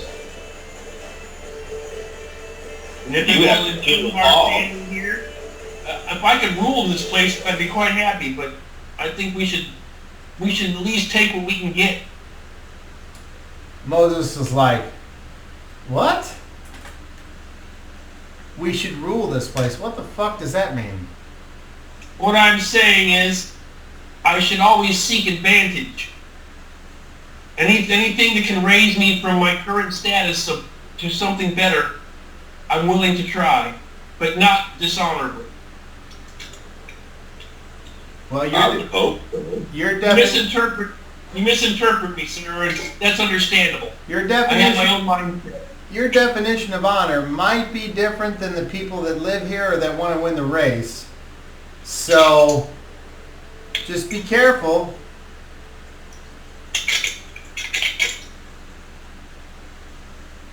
And as far I think as you like to fight. Boris, it's your decision. I'll be a bystander, or I can be a blocker. Your choice. You should be a bystander. So be it. I don't want to get you hurt because I can't be there to fight with you. I have to run. No, you're right, and I need to be in my best shape to deal with Super Tusk. now at 6 points around the island, you will need to press that token and not only show the attendant, but you will have to press it into the clay that he has made into a flat surface where he is waiting to show that you've passed by there. Each token has a different symbol on it. Okay.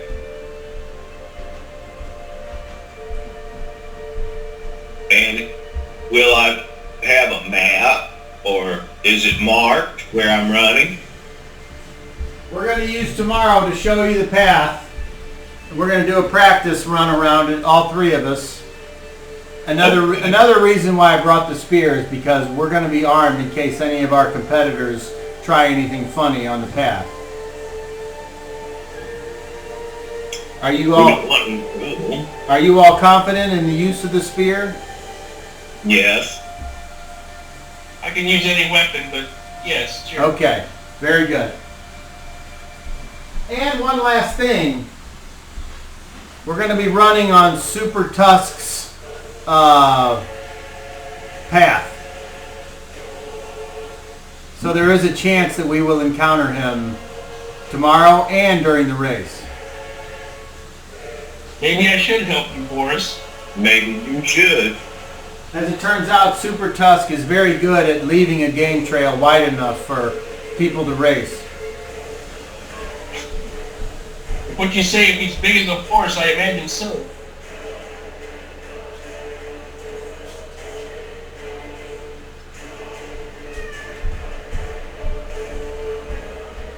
I hear Puss.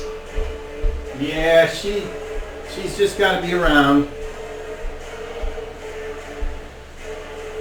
So, I would suggest that you get some good sleep tonight.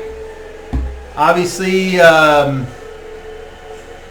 please go out behind the HUD if you got to go take a shit. You can piss in the pot here if you need to, or you don't want to go outside. Super Tusk normally doesn't enter the village. Normally? If you ever see him, he's got some marks from previous attempts, and he seems to have learned his lesson. He mostly feeds. Recognize the horse-sized pig. The only thing that we're sure of is that if you see a tree with the bark knocked off it, it was probably Super Tusk knocking down one of the furry small humanoids and eating it. What are those things? We call them oppies. Poppies? Or Kimons. Are they intelligent? As far as we know, they don't read or write or pray or do or communicate, but sometimes it seems like they do things that are clever, I guess. Like, are they dangerous? They can warn, they yell and bang on the trees whenever Super Tusk is around to warn others of its kind. But they're not dangerous to you? Normally, no. I mean, there have been Kimon attacks in the past, but it's usually because they were either frightened or there was something wrong with their food supply and they were desperate. All right. I'll leave them alone then.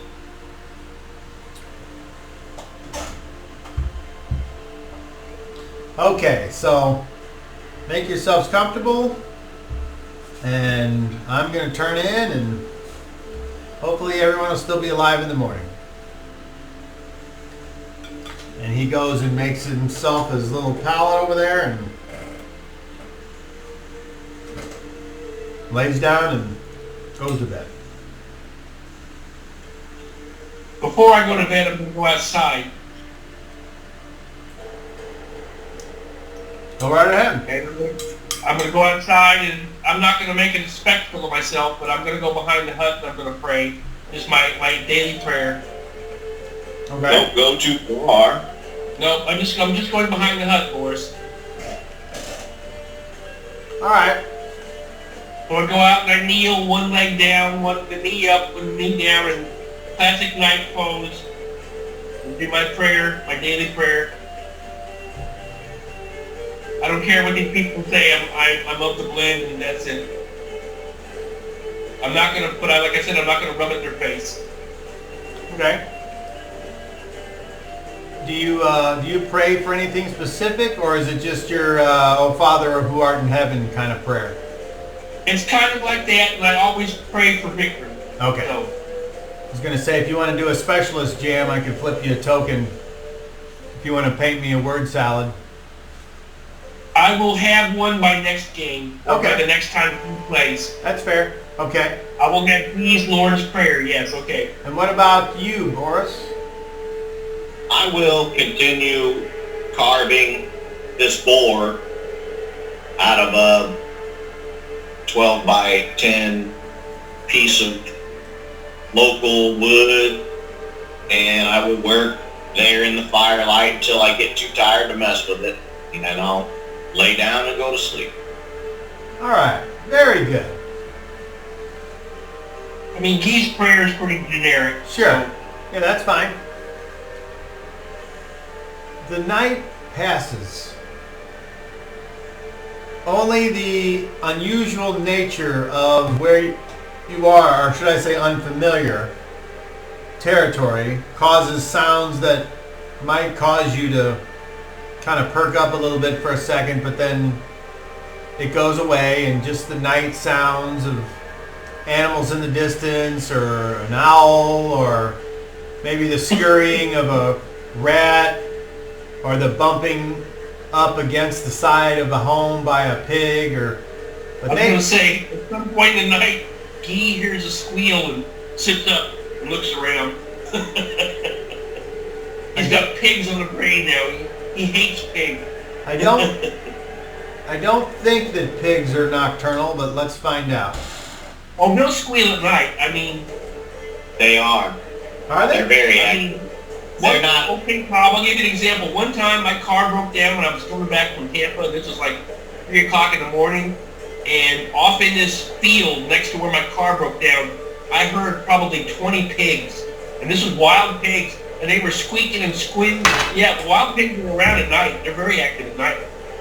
Okay. That's a wild pig. I'm just saying. According to Wild Pigs, Texas Park and Wildlife, wild pigs are generally active at dusk and dawn, but human activity and climatic conditions may cause them to exhibit nocturnal feeding behaviors across portions of their range. So what I would say is, since they're kind of part of this society, that since they know that the people are done for the evening, they're probably going to settle down, and because they've already... But it wouldn't be unusual to hear a pig squeal at No. just a random... Yes, exactly.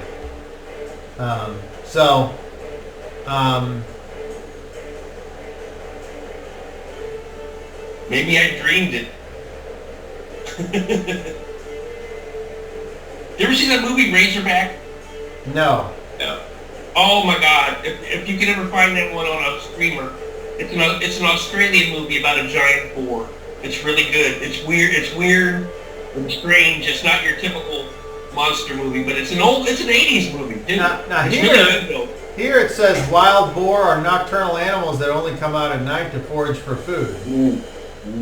So, Like I say, it's a mixture. Because I've seen them out in the daytime, at dusk and dawn, but most animals like raccoons, deer, pigs, stuff that live in the woods like that, except for birds, turkeys and such, they roost at night.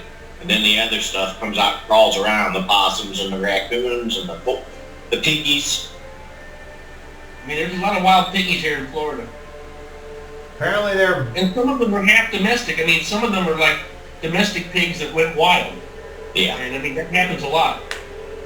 That's why they get so big. It's the domestic pigs breed with the wild pigs, and that's why they get them really big someday. Uh-oh, hold on, I hear something. Are Are you getting water? Hey, do you want chocolate milk? Yeah, that sounds good. Isaiah? Yeah, I'd like Taco Bell. Isaiah, here, if you're getting water, come out here. Isaiah, get your water out here. Come here. Let me show you. This is clean water here, look. You making your kids drink dirty water, man? Up and down. Well, drink that puddle water, boy. Look, water. Regular. Please. You want some water? I got a new thing today. Get it wherever you want. Oh, Just point that's that out. cute. You can I get your barely water see wherever the you green want. part. That's fine. Ah, And then this end of it is really... very penile. Why does it look like a dinkus? They all do. Oh. You seen one, you seen them all. Seriously, I Apparently. mean, that's what they look like. Apparently.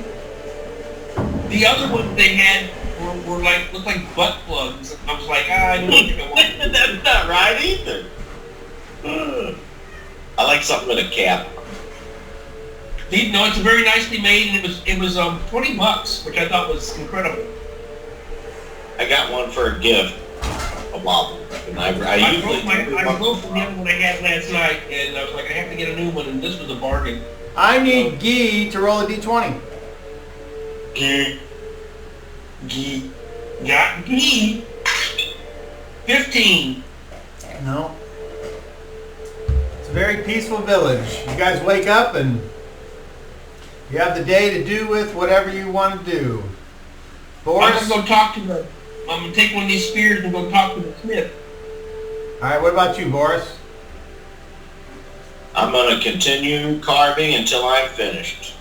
Alright. Or until Moses says, okay, let's go do this. Alright, so.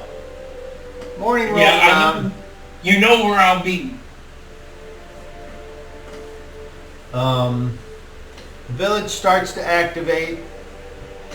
People start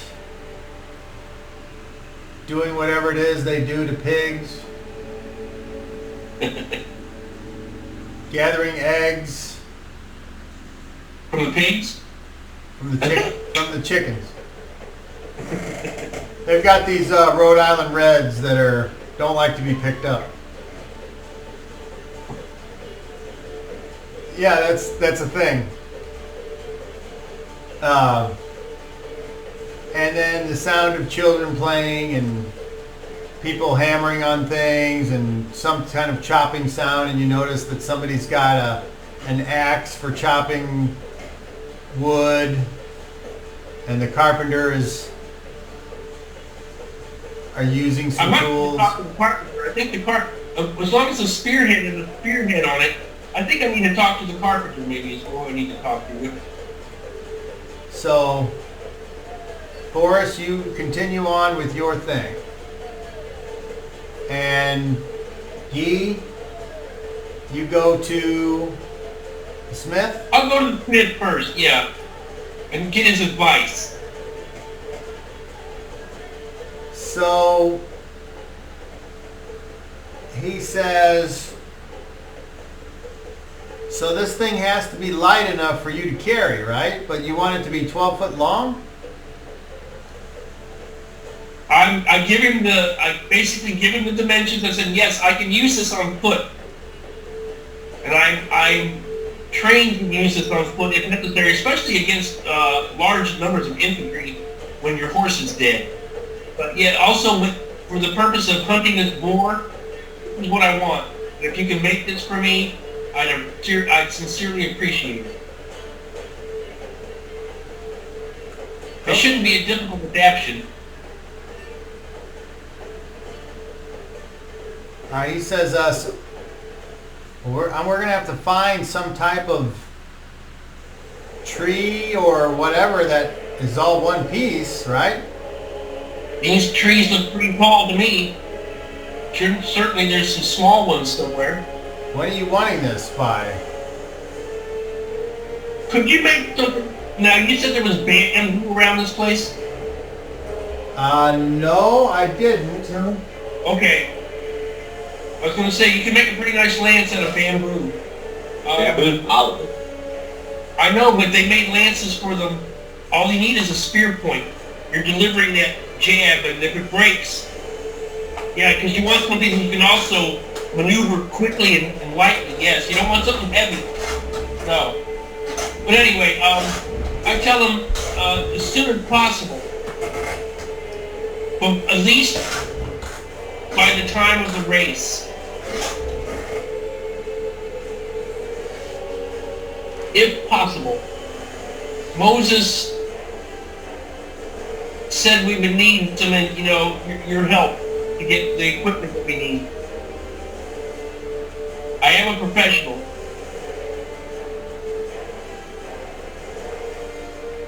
I'm sure you'll be rewarded. I'll remember. Sir Guy de Lance. He says, are you wanting... He says, I'm not sure what I'm supposed to do being a smith to make a lance that's made out of wood. Well, that's why I came to you for advice. Did you think that I should speak to the carpenter? And is he a competent man? Oh, I would think so. I mean, yes, absolutely. Everyone here is competent. Here we go.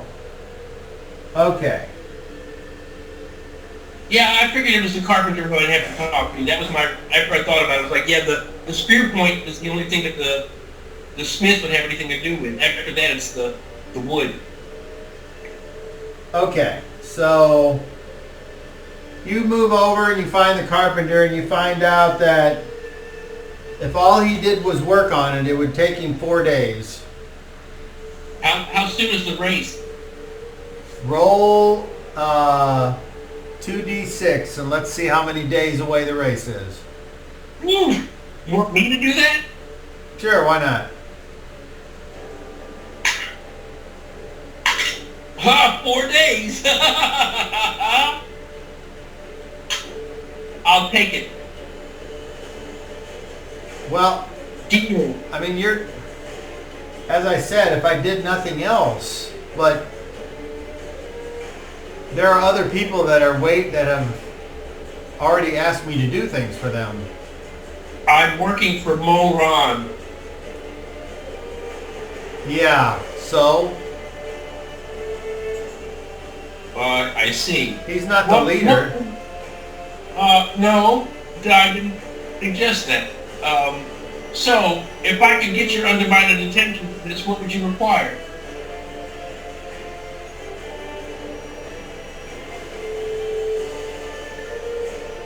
Perhaps I can perform a service for you in return.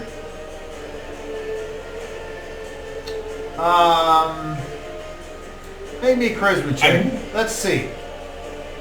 I'm telling him, I plan on slaying Super Tusk with this weapon, by the way. Make a charisma check, please. I rolled a 17 plus 15, 32. He says, Super Tusk, eh? He says, you know what? I'd like to see that. He says, I'm sure Betty and Veronica can hold off on their chairs.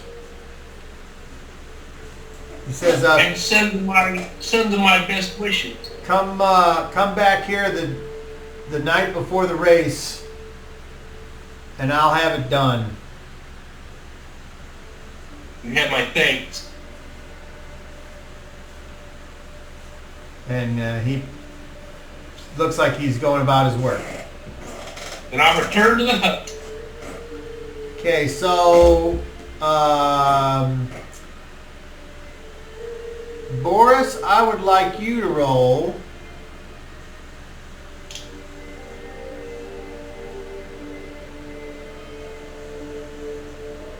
what would you like me to do? 2d4 plus 1.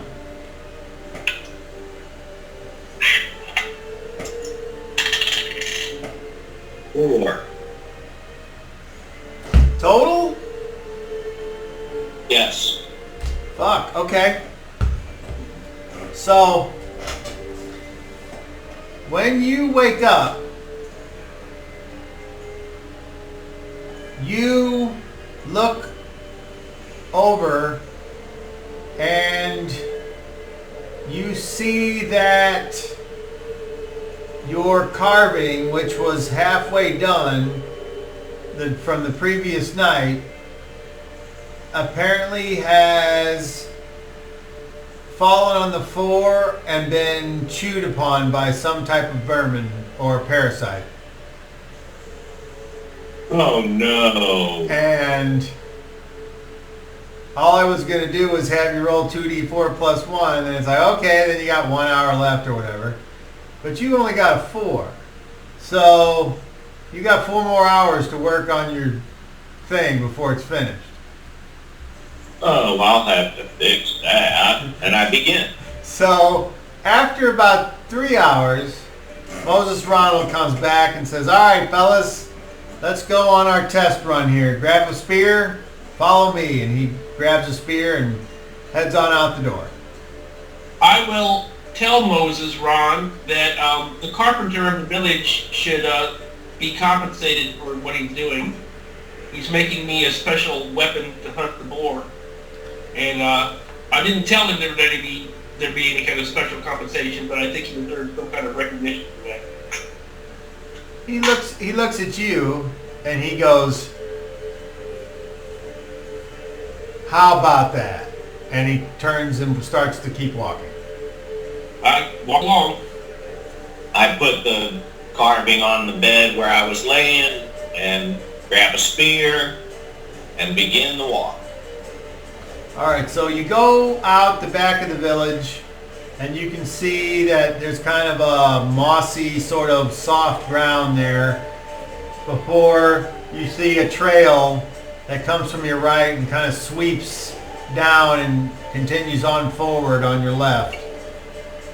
And he says, okay, from here on out until we come back to the mossy area on the other side of the village, you got to be on the lookout for Super Tusk. Because apparently sometimes he sleeps during the night and sometimes he sleeps during the day. And he's always mad because he's always hungry. Unless for some reason you've come across him when he's just eaten, in which case he likes to return to his lair.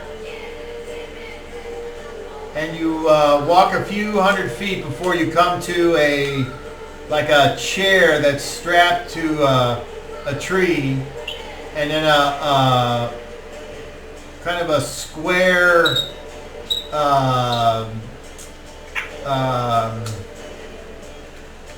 like an area that's got a bunch of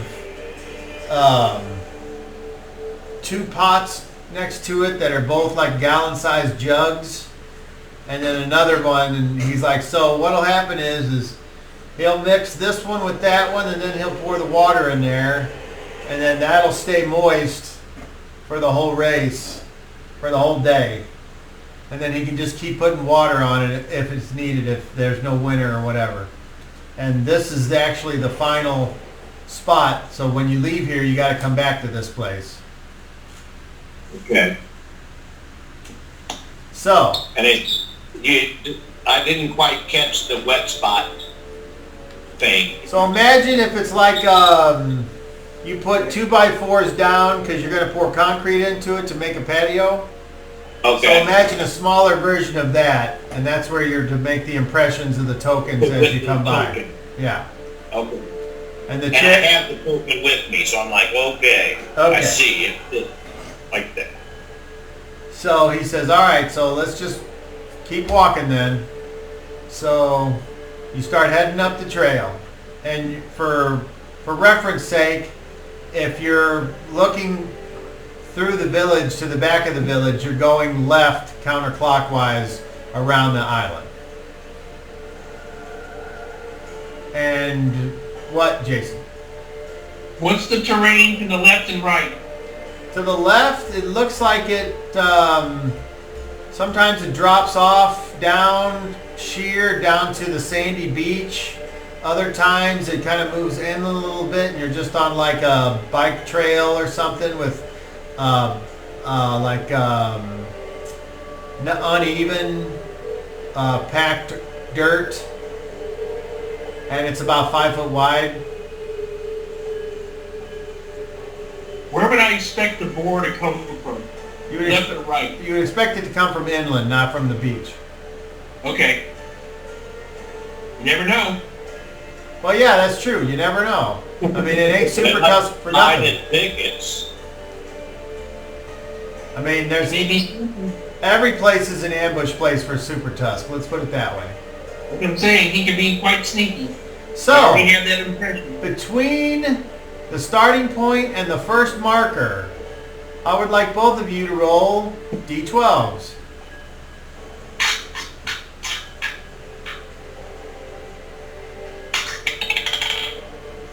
A 4. 12. A 12. Okay, so you walk what seems like about 2 hours. And there's the first spot. It's a big island. And there's another same setup like I described previously. A chair strapped and attached to a tree next to a plot and 3 big jugs of contents. And as you look here, you can look off and you get a beautiful view of the ocean on your left and a nice beach. And it looks very sort of similar to where you were captured, Guy, but just not quite. The terrain isn't an exact match. So, but it's very nice with kind of a same kind of beach. It's not like a rock beach as opposed to the sand beach. Correct. Okay. And then you continue on. And now you're going from point 1 to point 2. I need both of you to roll a d12. I was going to say, I keep my attention inland. 11. A 12. Okay. So you reach the second point, and this one kind of sort of curved in a little bit, and you're in like a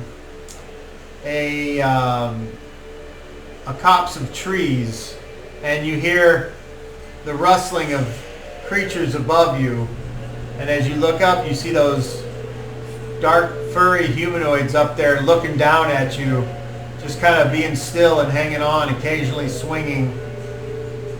And now I need both of you to make charisma checks, please.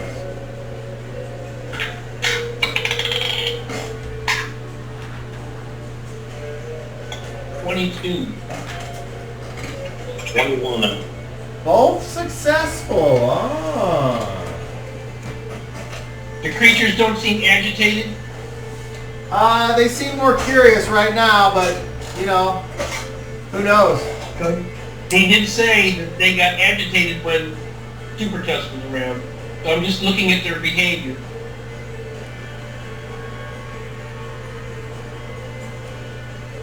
He is focused on Super Tusk right now. That's his obsession right now.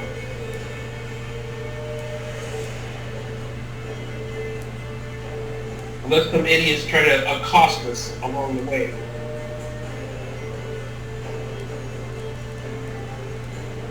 Okay. Now you continue to move, keeping watch. I need both of you to roll d12s.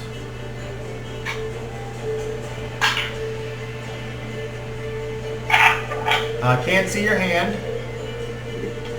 Can you just say what you rolled, please? 3. A 3?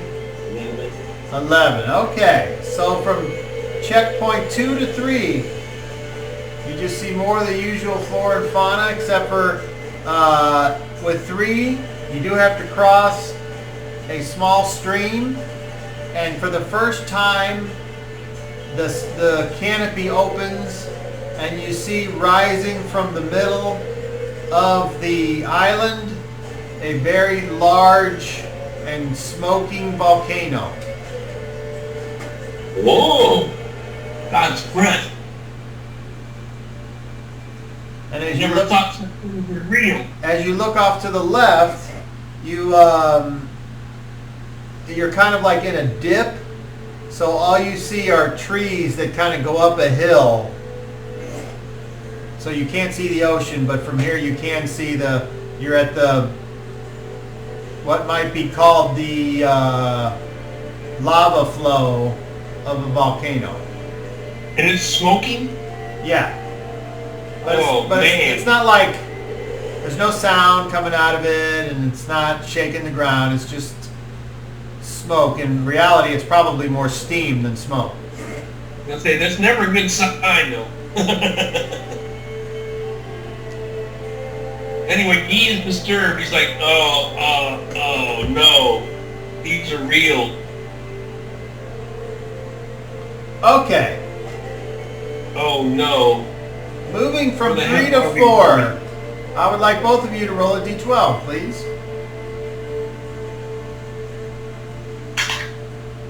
11. 9. All right. On 4, you actually have to take a rope bridge across a chasm to what looks like a tree hut built in the middle of the rope bridge. And in the tree hut, it feels very stable. So there's a slight movement, but it seems like it's super strong. The ropes are like not frayed. They're all like seem really good, and everything's connected really well. The ropes are super thick, and the treehouse itself is actually quite comfortable because it's set up with buckets of water and places to sit down, and it's actually a beautiful view over this gorge. And then inside the hut is the chair and the plot and the 3 jugs. Is there water at the bottom of the gorge? As you turn and look down, you seems like you can hear some water, but you can't see it. It's too dark. It's a strange place, Boris. I haven't been here before. I'd like both of you to make perception checks, please. I'm out of my element, Boris.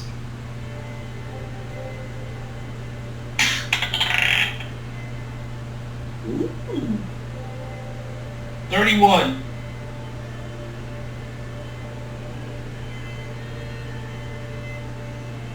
36. All right. As you are both randomly looking around, both of you see a shadow kind of flit by the outside on your left, And as you look again, you see what appears to be one of those hairy humanoid creatures, but it's got like webbing between its arms and its legs, and it's floating past very quickly and then disappearing from out of view into the darkness. Cool. Imagine, if you will, a flying squirrel monkey. Yes. Exactly. And then Moses said, "All right, let's keep going. We only got 2 more stops." This tree dangerous? What? Are these creatures dangerous? The thing that flew past, it seemed almost like a demon. Well, I can tell you it's no demon, but I mean, let's put it this way. Be on the lookout. I am. Okay. Now you go from 4 to 5. Both of you roll a d12. Give me there. A 4. I rolled a 4. Okay. So at this particular stop, this is what it looks like. There is a inlet from the ocean, and the trail goes down to the shore. And down at the shore, there appears to be for lack of a better term, like a granite house on the shoreline that the trail leads down into. And So this is the first stone building I've seen? Yes. Is it coral or granite? No, it's granite. Okay. As you look around, you can see that it was probably carved out of the rocks of the cliff here, where the trail goes down to the water, because the rock behind you on the trail glitters as if it has granite or quartz in it. This is a messed up island. Moron, what is that building? That is a temple to Hera, Hera. goddess of fertility. Oh. Wife Fertility. of Zeus. A temple of fertility here? That's what the legends say. There are people that live there? No, people who want to get pregnant make a journey to here and spend the night and have Congress, hoping to ensure the seed will take. I see. This is a magnificent island, moron. I've never seen such sights. Well, we're almost done. We've been out here almost all day.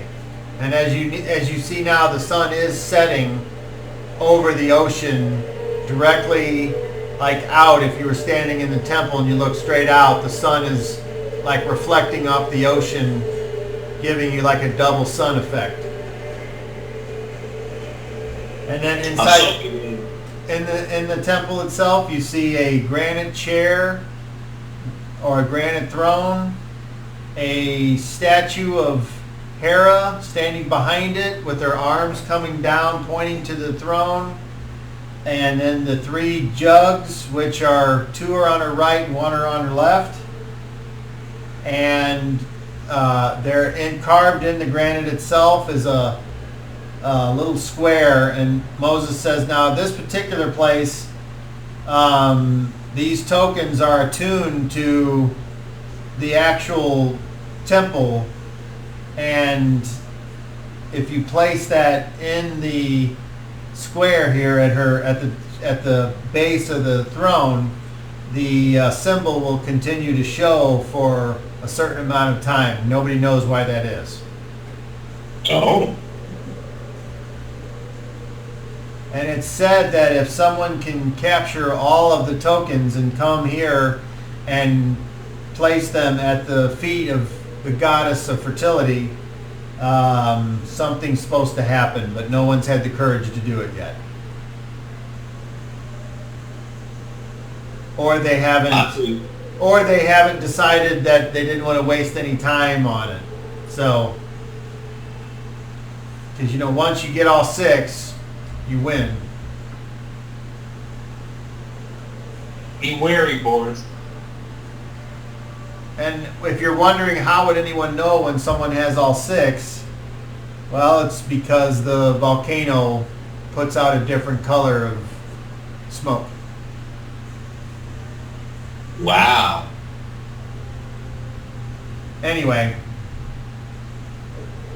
Okay. And then let's go back to the village then. That'll be spot number 6. And I would need both of you to roll d12s, please.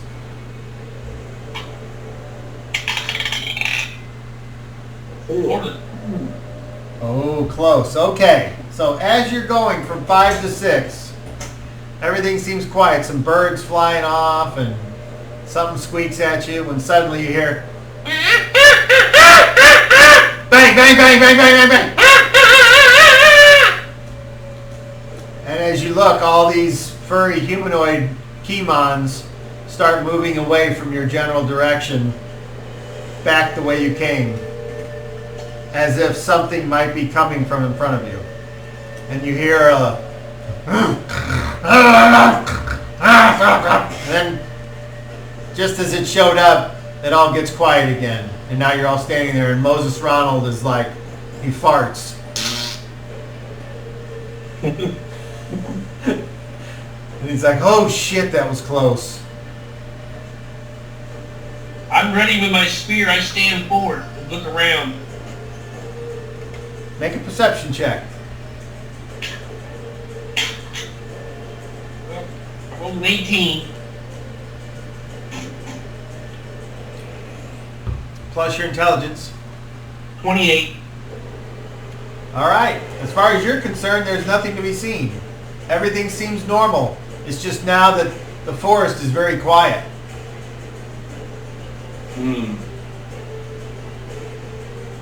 Well, stand here and wait, and we can move on. Moses is just like, yeah, come on, let's go. And he kind of quickens his pace a little bit.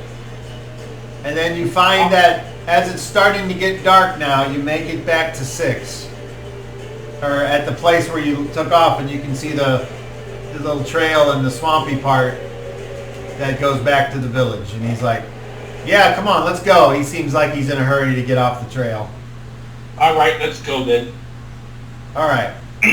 So you guys are like really hungry. You guys are like really hungry, and so you go and you partake of the bounty of the village, and you're tired and you're exhausted, unless you have endurance, in which case you wouldn't be exhausted.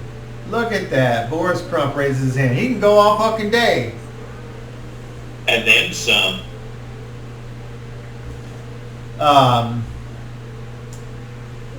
So it's up to you guys. Moses Ronald says, all right, so the race is in 3 days.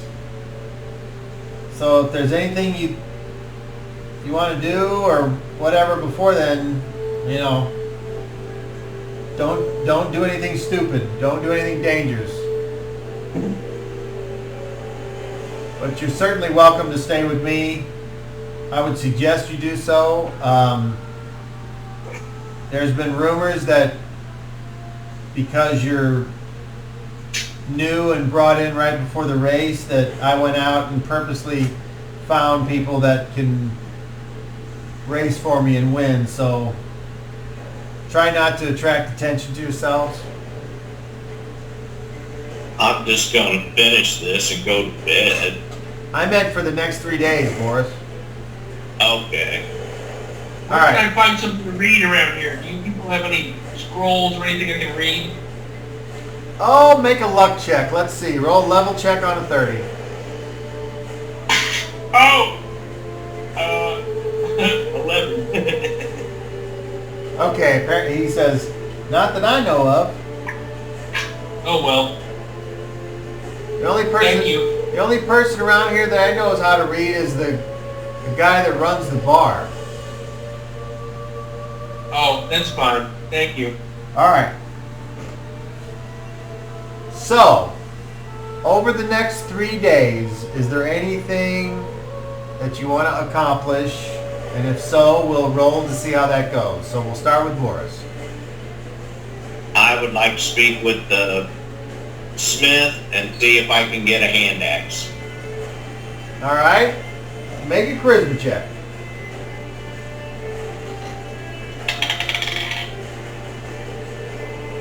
21.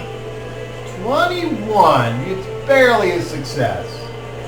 So the smith says, okay, I've got a hand axe. Is this something you want to keep or do you want to use it for something? I would like to keep it. I've got this carving I did. Do you like it? I don't know. Let's see if he likes it. Roll your artistic proficiency.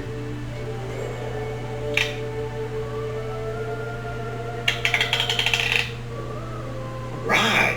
27. Yay. He's like, yeah, I do like that. Here, I'll trade you. And he gives you a hand axe for that piece of art. All right. I look at it. Does it look pretty solid and sharp? It doesn't look very sharp, but it does look solid.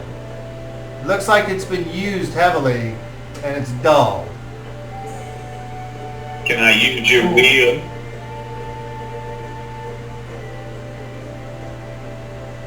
Sure. So I'm going to grind and then on it, sharpen it up. Anything else?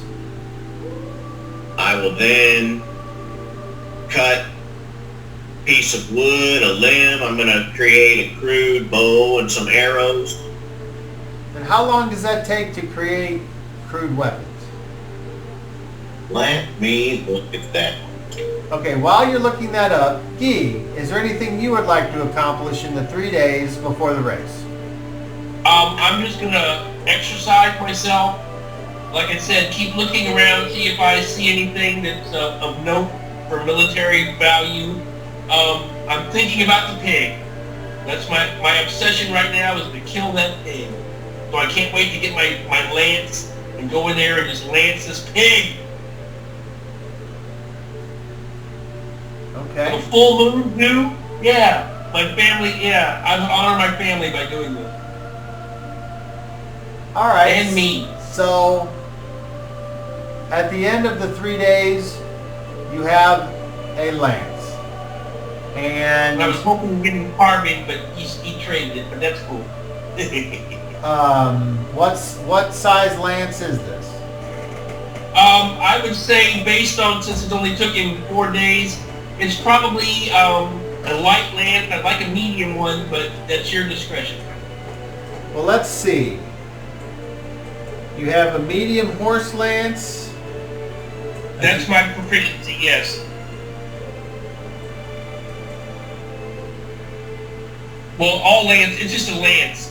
You can't use it on foot or from a horse, but from horseback you get the charging damage bonus from it, yeah. But I can give you historical instances of knights on foot using their lances as weapons. Okay, so it has a speed factor of 7. Do you have? It's slow. You have it's that a on big your weapon. sheet? Okay. And the damage is a d6 plus 1 or 2d6? Yeah. So I'm pretty sure there's need 2d6 against Super Tusk. Okay. So. That's cool. That's exactly what I wanted. Thank you. And I thank the carpenter and tell him I'll remember this. Hey, if you kill that son of a bitch, bring me proof. Bring me one of its tusks. I'll bring the whole village through. All right, so the day of the race comes, and you both have regained 8 more hit points. Whatever that puts you at. I'm in pretty good shape right now. I'm not full, but I'm in good shape.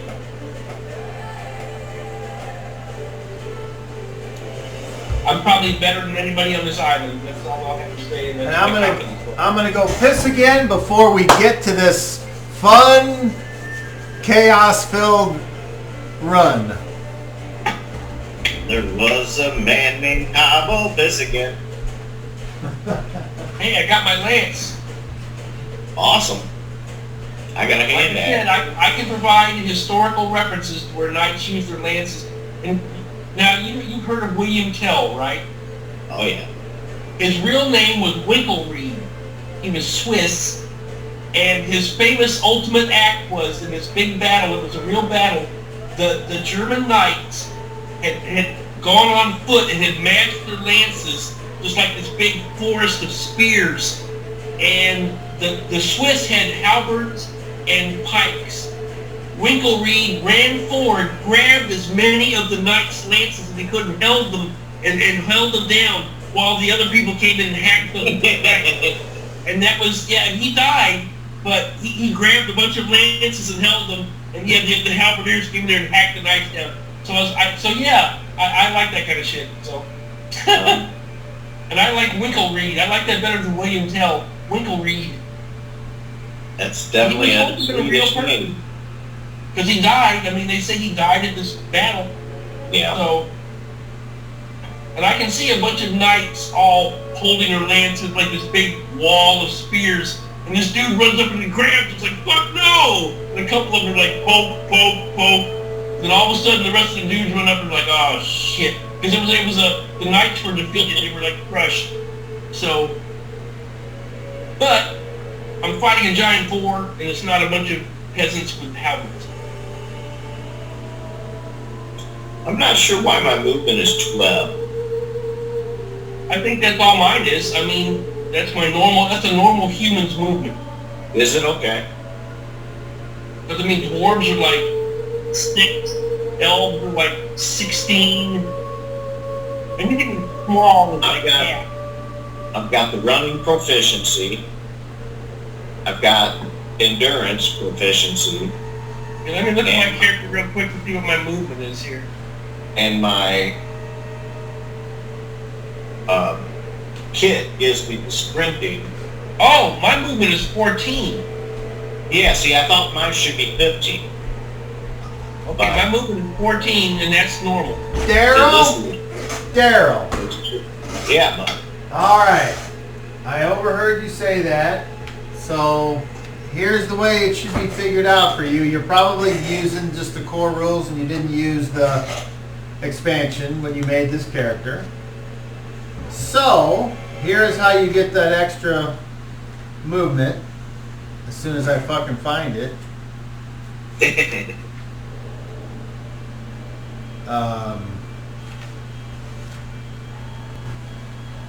Hold on here. Yeah, because it says that the sprinting can triple the speed, which makes it a 45 movement rate. Well, that would be 15. So I wanted to make sure that I'm not encumbered in any way.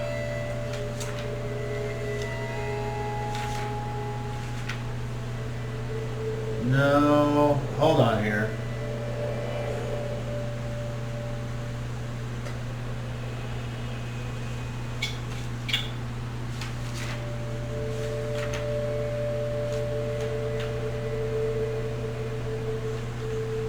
All I gotta do Before I is put Vanessa again, I could use an updated spell list.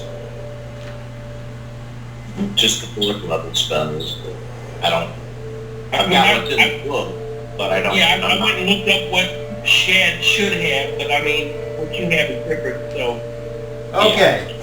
Daryl, so characters with exceptional strength or dexterity scores can increase their base movement rate. So add the character's hit probability adjustment to your base movement rate. That's on your strength. The attack adjustment. Yes. Okay. And then add the character's reaction adjustment to your base movement rate. That's on your dexterity. So 16.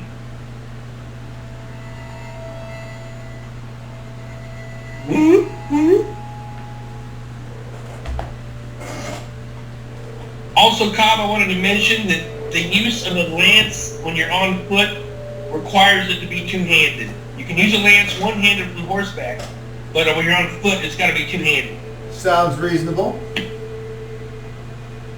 So I can't use a shield and use a lance on foot. I think that's a pretty, yeah, like you said, that's a reasonable trade-off.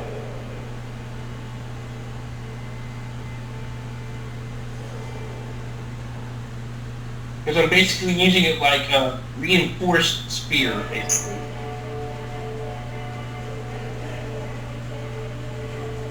Okay, so Daryl, the running proficiency, that doesn't increase your speed for combat. It basically doubles your movement, your daily movement rate. So instead of walking with your horse, you could actually run alongside the horse. Yeah, but I can do that all day long. And then I can move at twice my movement. Yeah. Normal movement rate for a day. Mud could like keep up with an average horse on foot. I remember that.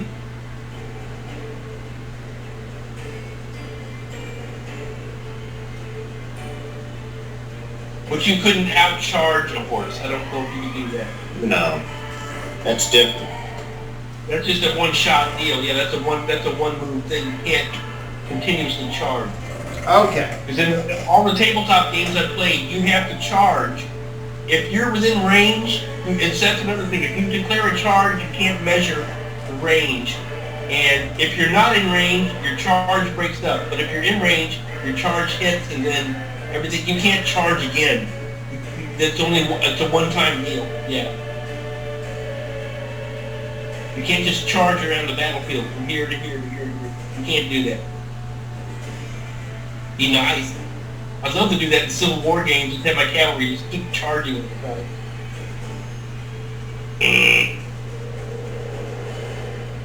All right. So just so we're clear, so running,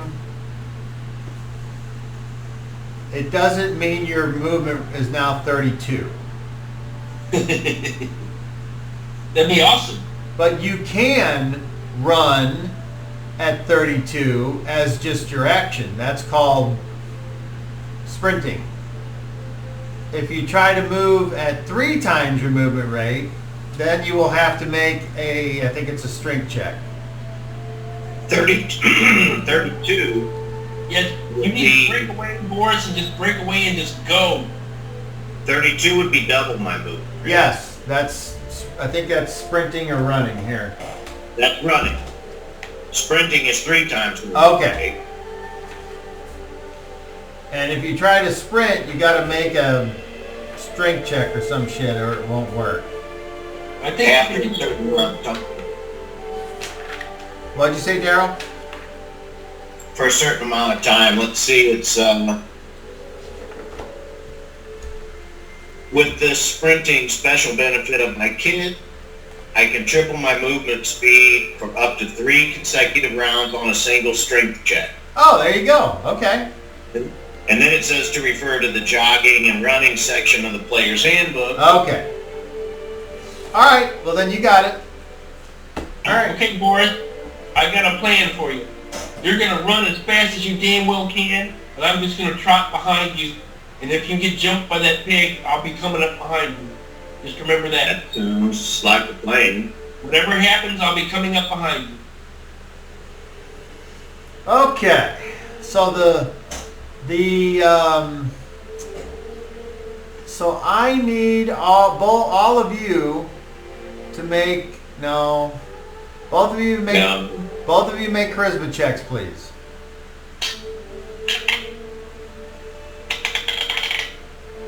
I rolled 20? Are you kidding me? Both of you explode.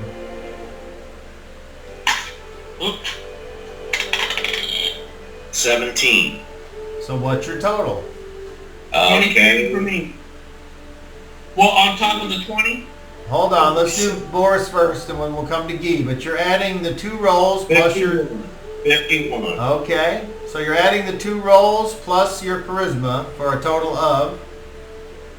47. Alright, so you notice that during those 3 days where Moses Ronald had told you to watch yourself and be careful of underhanded dealings by rivals, what happens is the local populace seems to have taken a liking to you, and you have quite a large throng of followers and admirers as the morning of the day's run approaches. They seem to be in favor of you winning for some reason, and you're not quite sure what that could be.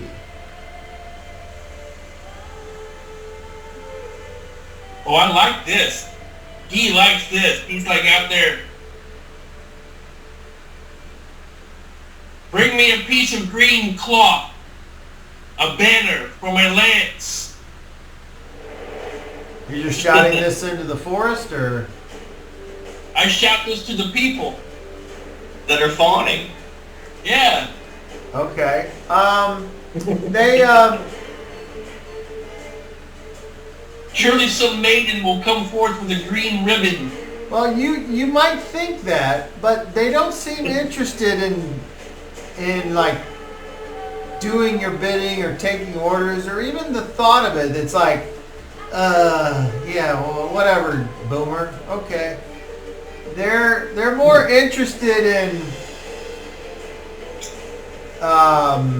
pumping up Crump, if you will. They're more interested in giving him the "you can do it, Crump! Run, Crump, run!" And as the I get it. as I the hope I win. as the morning approaches, or as it sets in, there's a vibrant and palpable energy in the village as people are talking and watching and looking around, and occasionally you see one of the competitors, because he's got one of the tokens, walk by, and they're kind of met with, yeah, okay, and some people like him, but a lot of people are just kind of meh. But whenever Crump, you finally come out and start to go about your morning business, there's a hey! There is a Boris, I have nothing but confidence in you, and you've heard me from the start say that. Thank you. Oh, you can outrun any of these buffoons.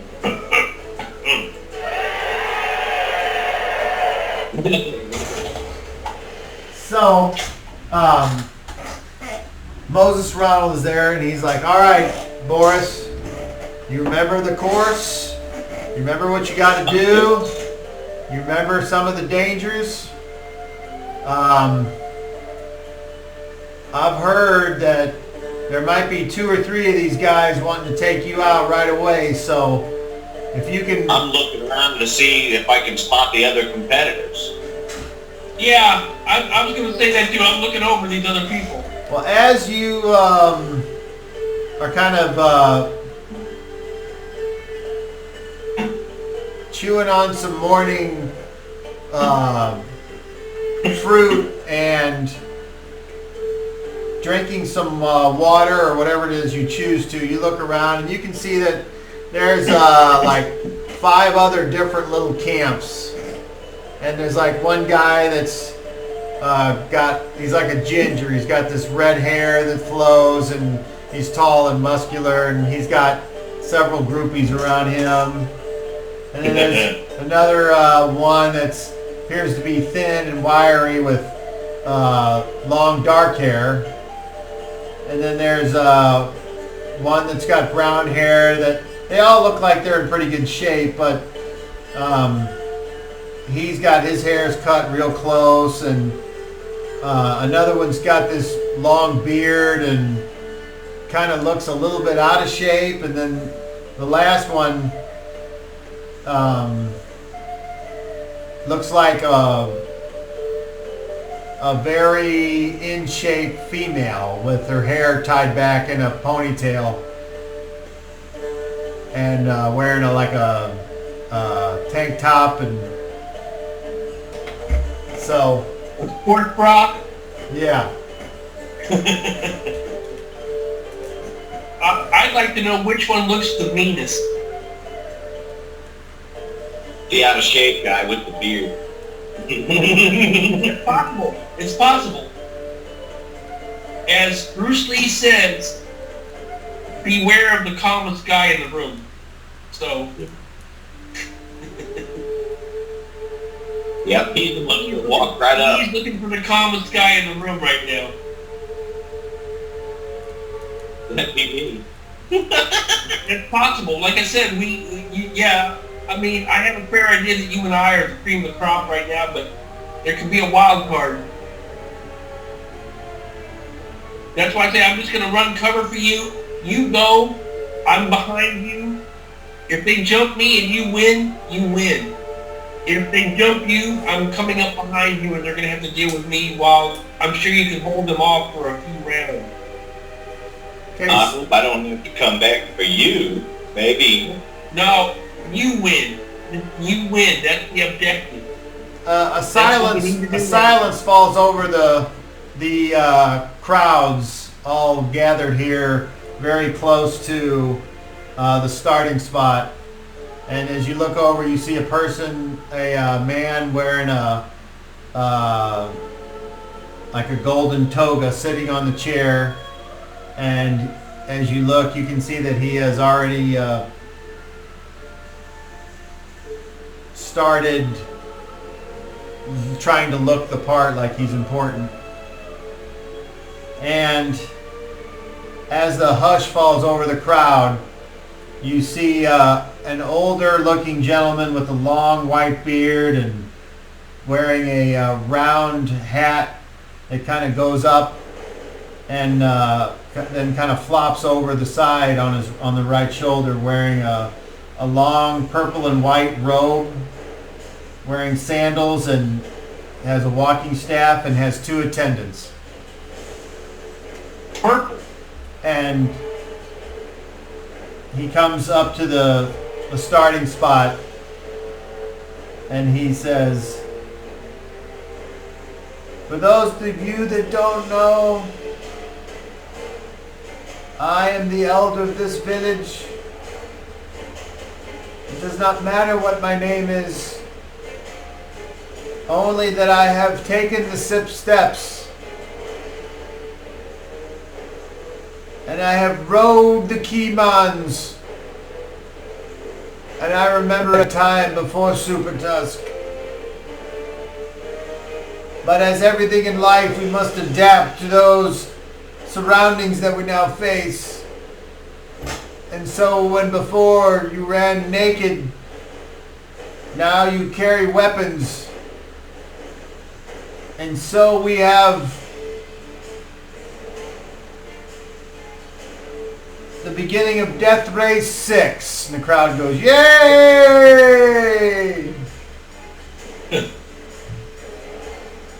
Yeah. He looks over at you, Yi, and kind of notices you, but then goes back to everyone. So today we have 6 competitors who must either gather all 6 tokens of our gods or complete the race by placing their token in each sacred spot as ordained by Zeus.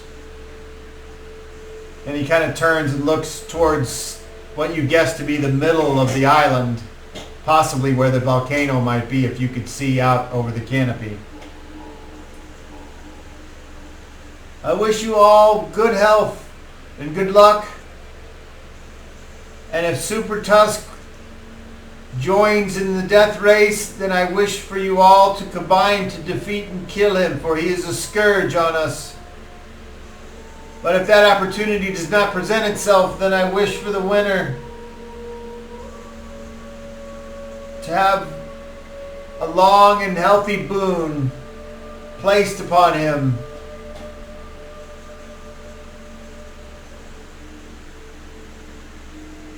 Now, just so everyone knows who's running for who.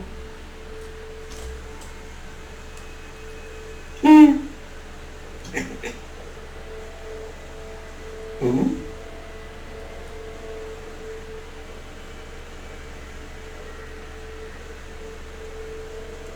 Race for your life, Charlie Brown. Hold on. I'm not anything, I'm just following. I understand. I'm gonna kill anything that falls down. You are? Are you sure? My legs up. Sorry.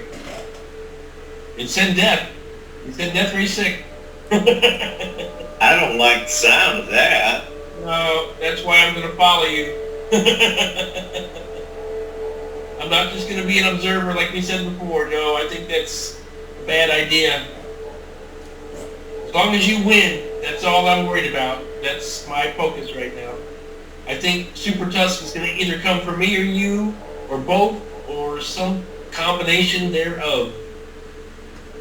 If everybody works together, our chances would be better to kill it. If it comes out.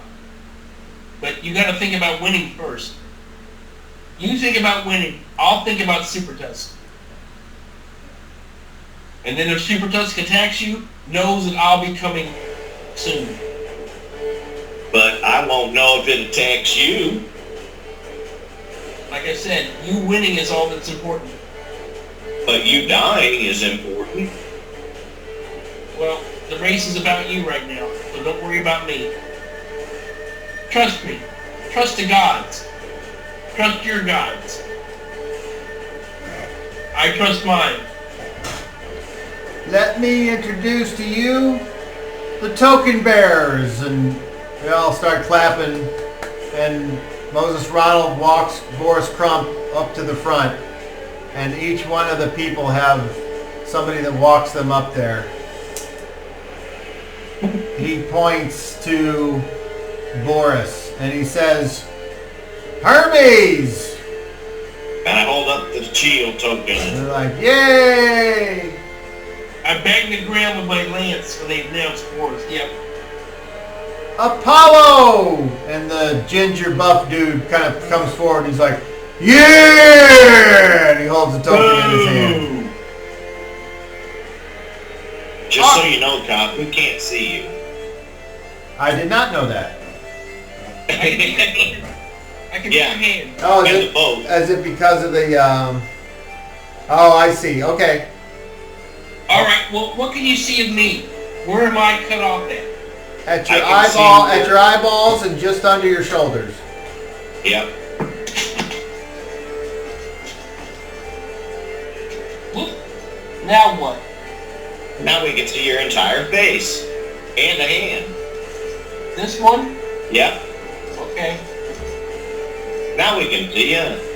Because whatever I There's look at, I can see everything just fine, so I can't. I'm not seeing the Okay. same thing y'all see, and so I don't get that. Now I can see all of your background there, Daryl, and I can There see you all of your room top. He then points at the thin, darker-haired, wiry guy. He says, Artemis! The crowd, yay! And he goes over to the regular-looking, brown-haired guy with the goatee. Ares! And the guy just kind of holds his hand up and waves meekly as if he's Aries with his balls cut off. That's not noble. And then the out-of-shape bearded guy, Poseidon! And the guy goes, yeah, 'cause I drink everything! And the crowd's like, yay! And then some woman in the background goes, bastard! And then he says, and finally, Athena! And the woman's there and she just holds it up and kind of stands on her tiptoes and you can see she's very muscular and she's not too bad looking, but you know. I bow to her and raise my lance and don't boo.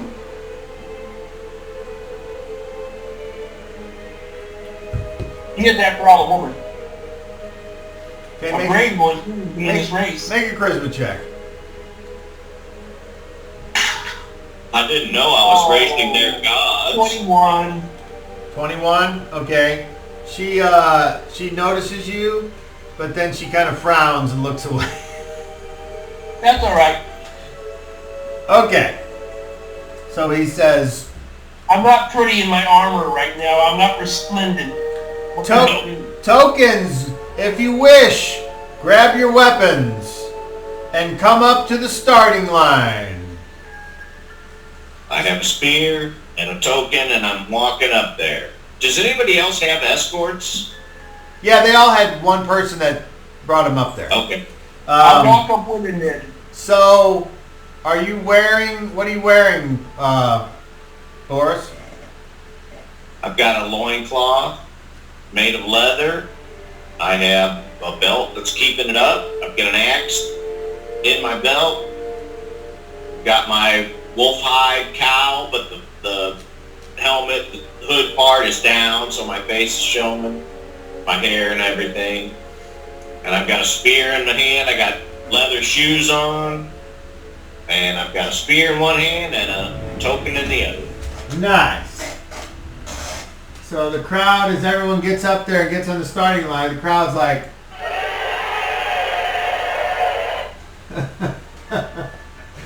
and it's one of the best sound effects yet. All you need is the Monty Python old women clapping. That's okay, as use them frequently in the gift. So as Boris, you're just kind of looking around and you see one guy look at you and I don't know if you heard that, but he's like, boo! No, I didn't hear it. But I look for who? I look. Do I hear that? there, now I hear it. Yeah, you hear it. You hear it. It's that old lady from Wrestling at the Chase.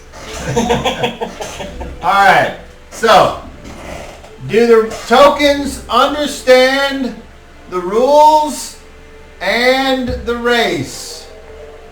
And Moses Ronald's like, just shake your head, yeah. I think so.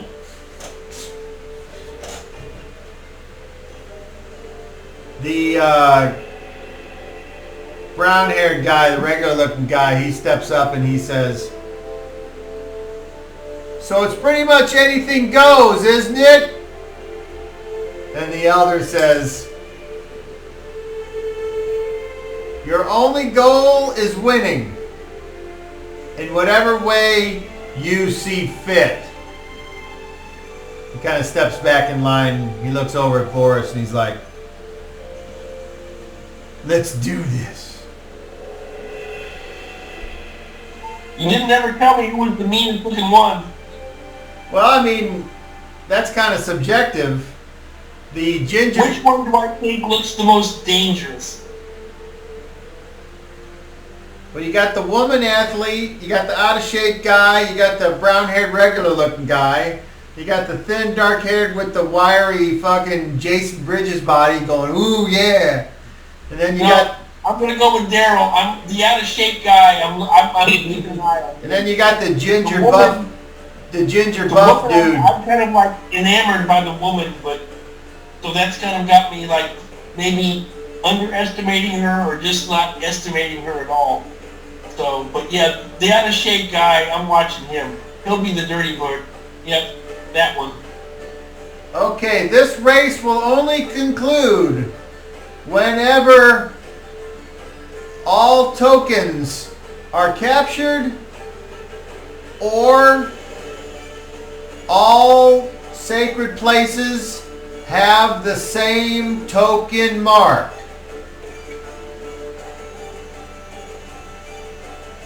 May Super Tusk be sleeping.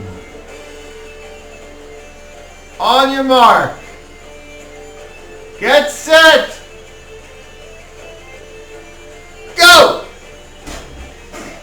And everyone takes off. However, as Boris takes off in the lead, his speed is obviously more than anyone else in the field. You see the thin, dark-haired, wiry guy follow for a while, and then you see him run inland and out of sight. Everyone else seems to be staying on the trail. Guy Delance, do you do anything I need to be aware of? I am not running at full speed. I'm running, but I'm not going. I'm keeping up the best I can. I'm not going to wear myself out. My sole objective is to just follow up behind Boris, and if anybody jumps Boris, then I'm coming behind him at the very least. So just so you're aware, Boris, how fast are you trying to go? I'm moving twice my regular movement. I'm running. Okay, so you don't want to sprint for free yet? No. Okay, so the other competitors are also going to run because they realize that this is a marathon.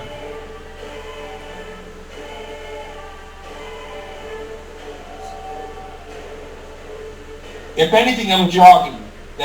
I'm not trying to wear myself out by I'm not trying to beat anybody in a race. No. But I'm keeping up with them as best I can. Well, you would have to run to keep up with them. Okay. Well, I'm not encumbered, so I'll keep up with them. I can do that. All right. So I need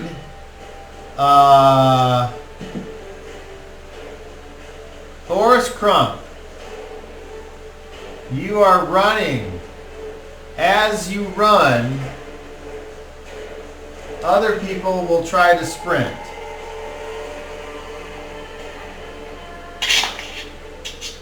I'll be right there. So Ginger Buff is successful. Brown Hair is successful. Out of shape bearded guy is successful. And Woman Athlete fails. So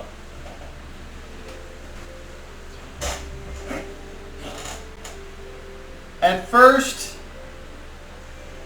Boris Crump is in a slight lead. Do I need to roll? If you're running, no. Okay.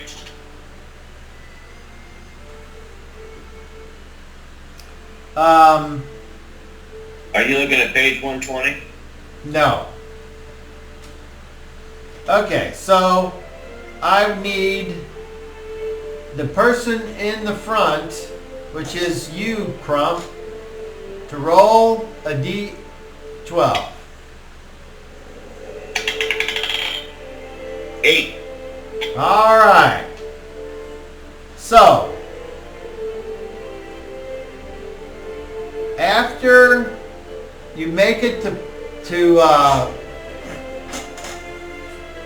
the first checkpoint, what do you do?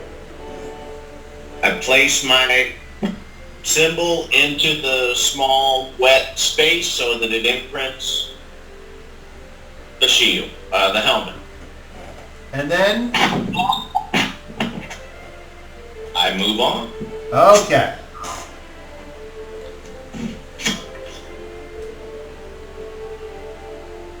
Do you maintain the same speed?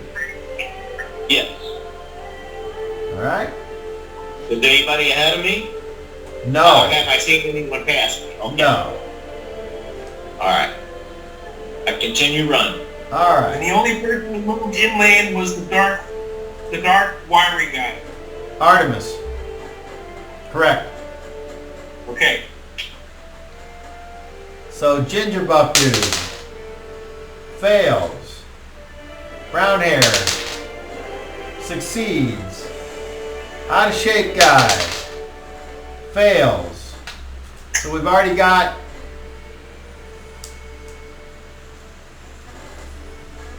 her with the failure and him with the failure and him with the failure. Am I at the very back? Apparently not.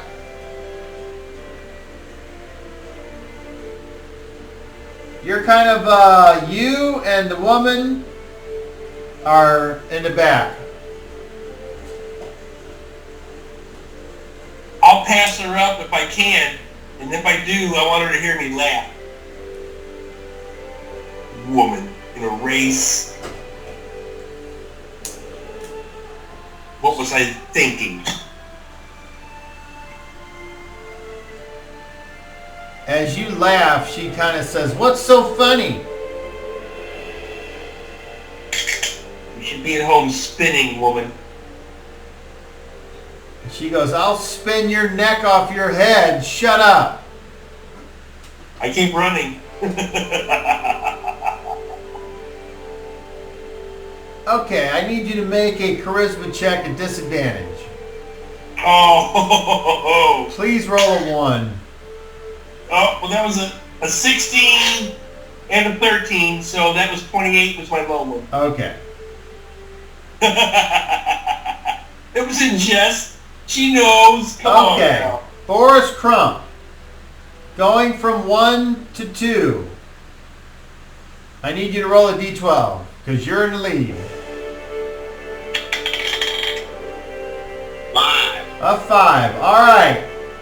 So as you start to approach the second checkpoint, you notice all the Keymons up in the trees looking at you. Make a charisma check. Yay! Yay! 26. Okay, they don't seem too worried about you. And you go to the second checkpoint. What do you do? I place my shield token into the wet marker that has been outlined and shown to me by Mo Ronald. And I move on. You know what to do, Boris. You know what to do. Alright. How many checkpoints have I passed yet? You passed 1. And I've seen his impression there?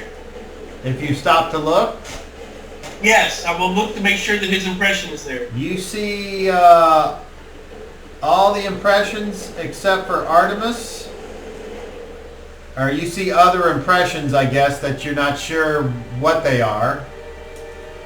Are they all like in separate places so that you can like count them? Or are Yes. they all like piled on top of one another? No, they're in separate places. So then there's 5?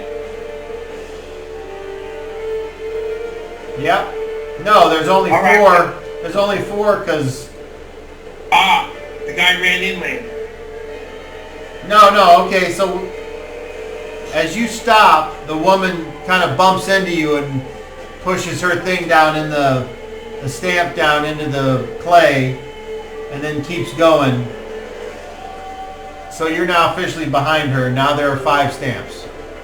I run. Okay. Ginger Buff. Success. Brown hair. Failure.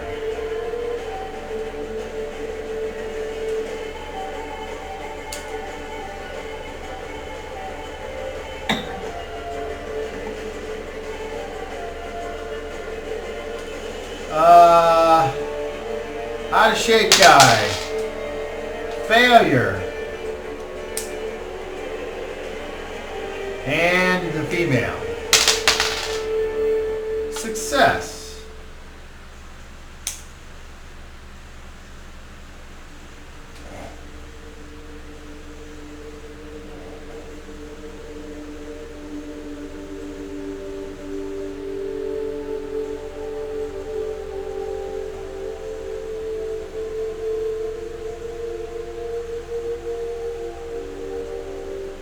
Alright.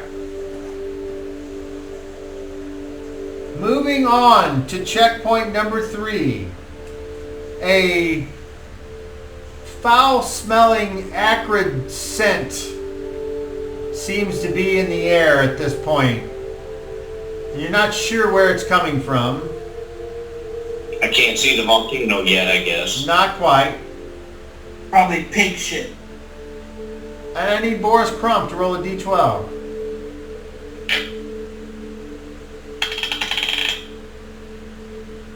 Oh man, that's a 7. I thought it was a 1 for a second.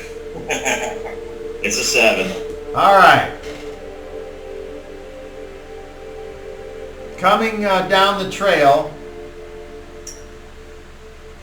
the cover opens, and now running under the sky, as you look to the right, you start to see the shadings and the volcano and the smoke, steam that's coming out from it.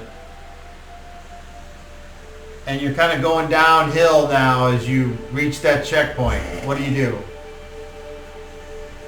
I continue running at double speed. When I get to the checkpoint, I will place my token in the clip.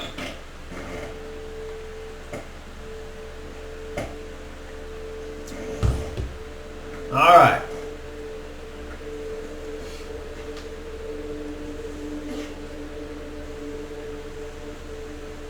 Okay.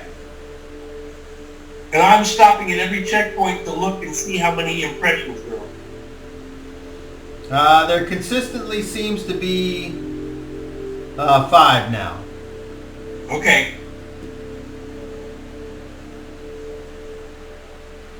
Moving on from 3 to 4. Boris Crump, roll a d12. I almost want a 1 now. 6. I know, we want Super Tusk to show his ass. Or somebody. Okay. But you still got that inland guy gonna jump you, man. He's gonna bust old Ironfoot out of the brush. At least we're not rolling at disadvantage now. All right. Ironfoot, sir.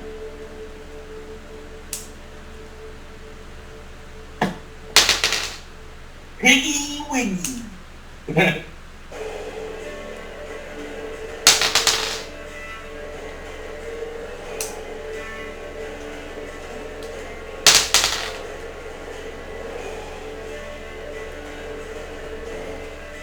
All right.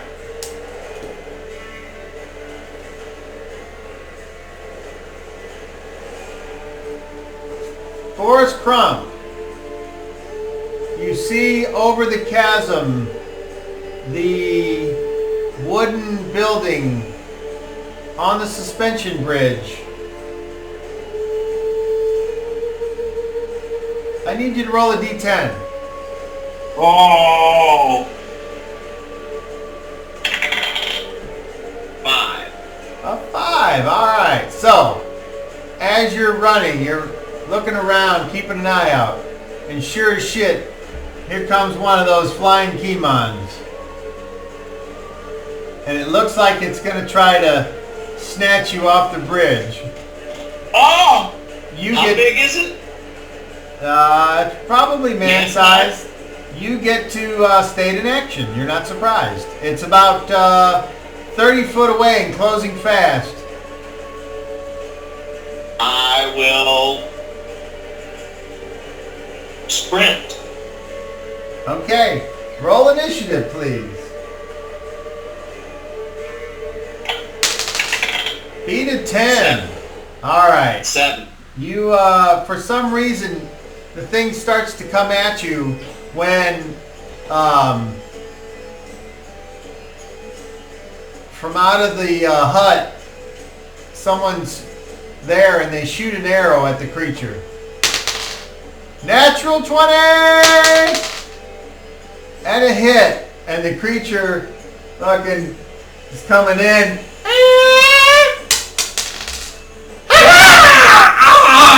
And it, Throw the monkey out. Come on. and it's like, and it's gonna get you, and it goes.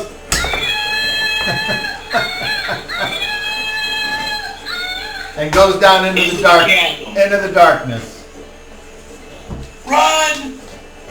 And you make it in, and the person that's there goes and sits back in the chair and kind of puts the bow behind him. What do you do? Thank you. I take my token out, press it into the clay. All right. Take a firm impression of the helmet. That was a good shot you made.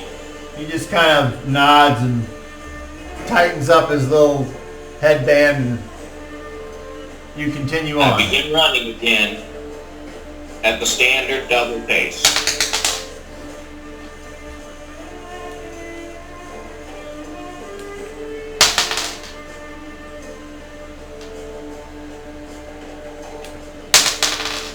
Oh no. Oh no. That's not good. Okay. So, Okay. Gee, you're running along carrying this lance. Obviously moving a little bit slower than these other individuals. When you come across the out-of-shape bearded guy being attacked by a 10-foot tall boar with 4-foot tusks on each side of its mouth, what do you do? I charge. Roll initiative. Beat a 7. A 1.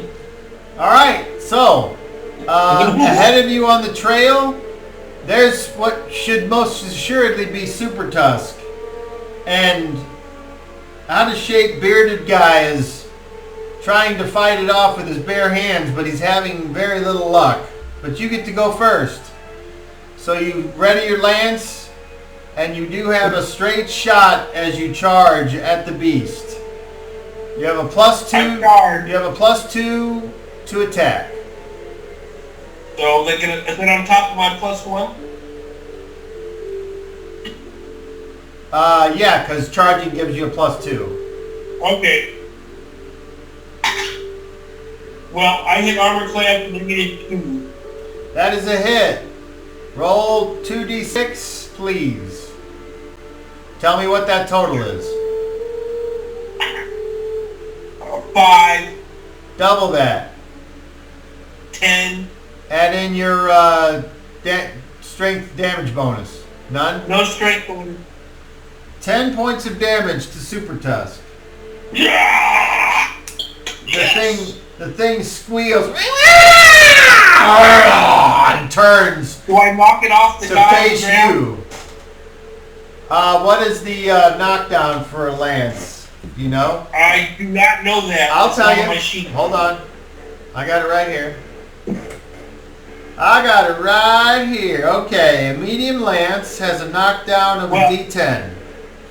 So roll a D10. I would say since I'm on foot, it should only be a D6.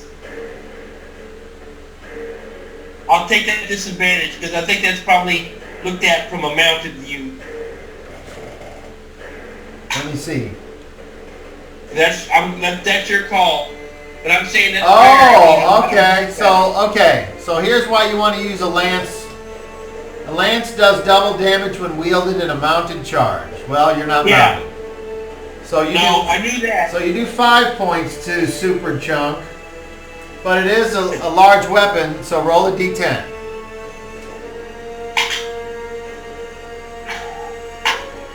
3. Okay, not enough. You got to roll a 9 or a 10 to knock down Super Tusk here. I think I said, I figured it was not much of an advantage because I'm on foot. Okay, That's so all cool. I didn't want to get, like you said, when you give me 10, I was like, I don't think I get that. Super Tusk turns to face you. You have his attention. He wheels around in place, and he attempts to tusk you to death.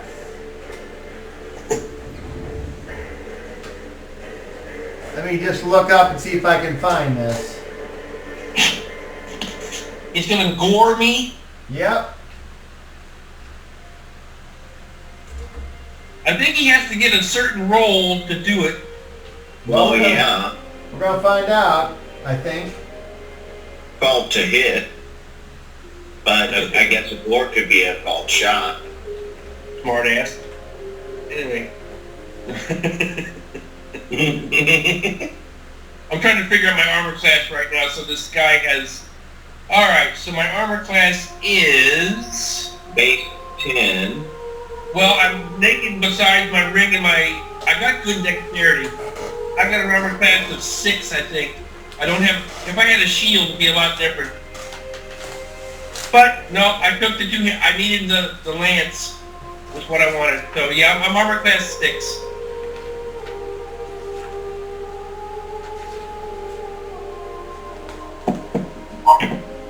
Wait a minute.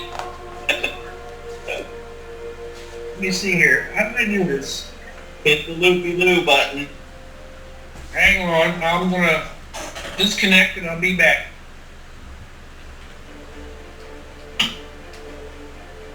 And he's out of there. And he's back. Every once in a while I'll hit that button. I know the feeling. I was like, how did I do that? But it's got better now. Can you see me over here in this and all that? I Yeah, can see you. Alright. I can see all that. Mammal, Yeah. huh? Alright, you try that. That's why they don't like me in Zoom meetings at work. I'll be like, that's the victory sign, guys. Oh, looky there. Okay. Look who it is. So we got... Okay. You remember that, Cobb? Oh, yeah. Okay. Look who it is.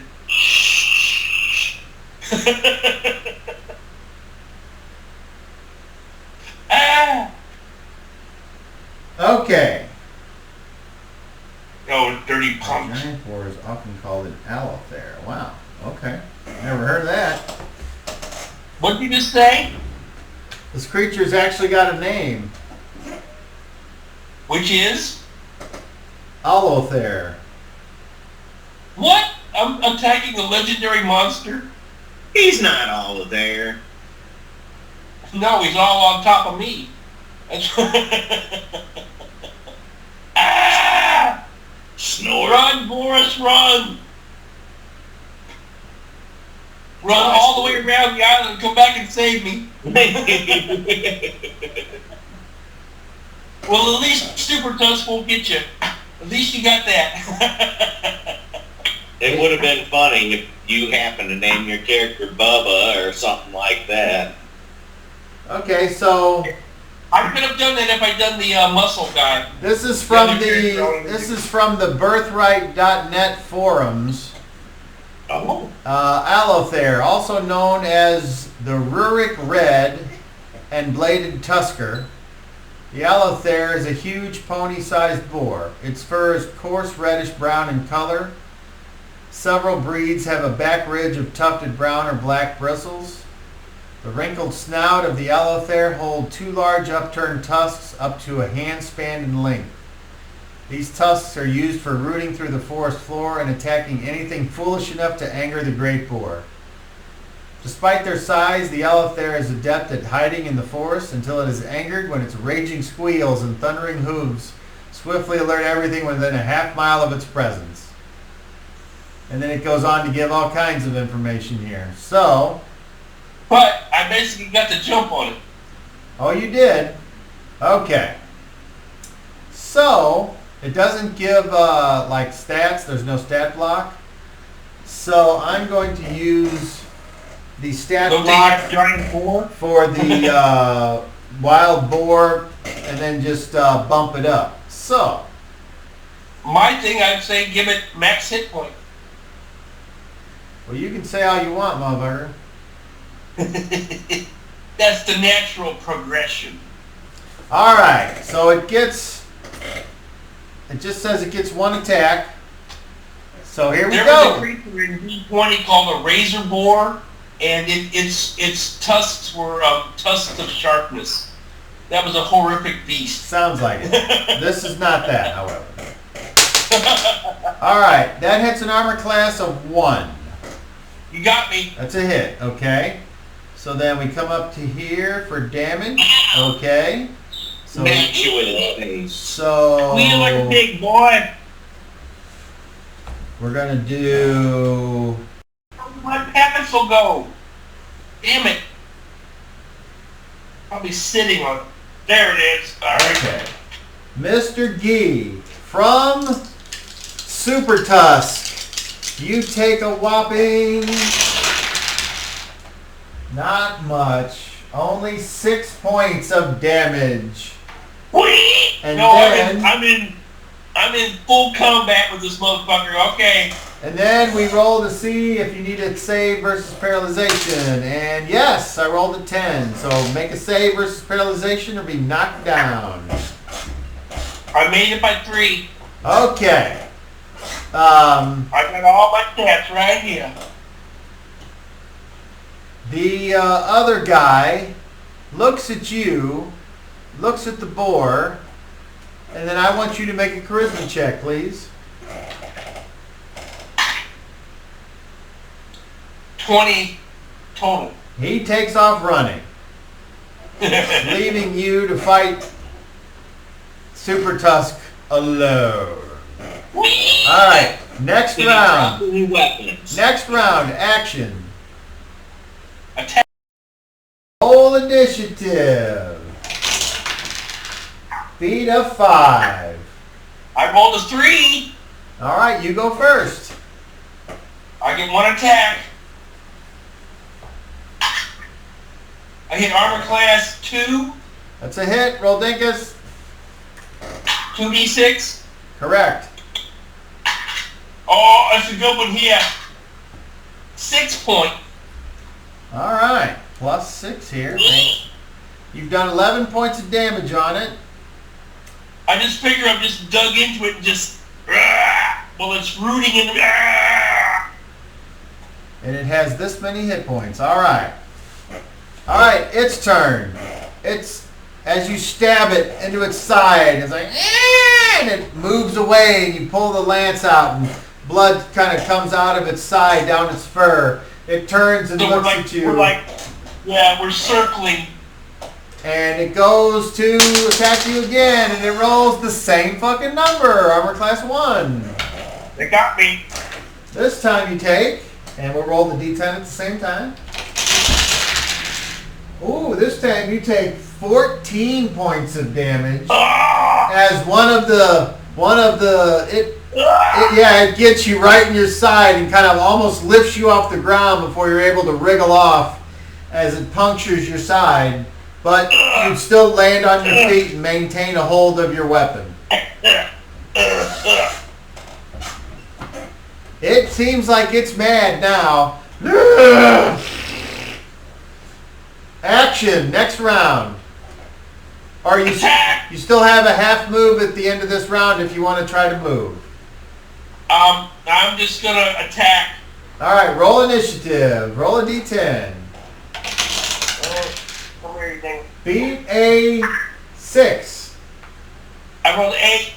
All right, so it is a large creature using a large weapon, so you would go in the same phase, and it goes first.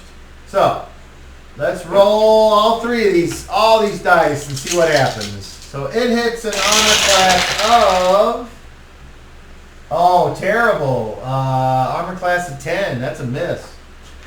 Your turn. All right. Here. Armor class of 1. That's a hit. Roll Dinkus. 10 points. Oh, man.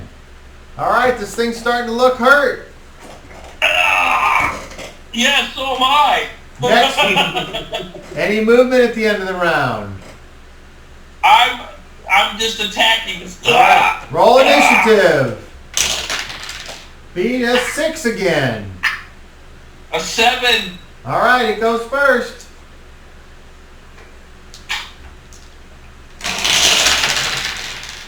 This time it rolls even worse. It's an armor class of 12. Your turn.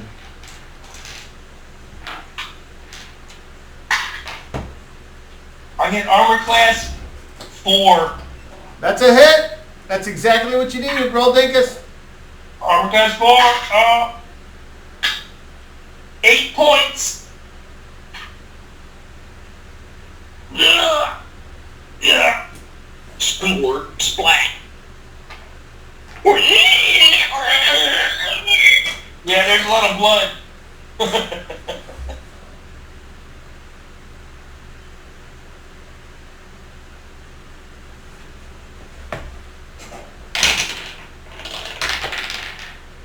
Holy shit. All right.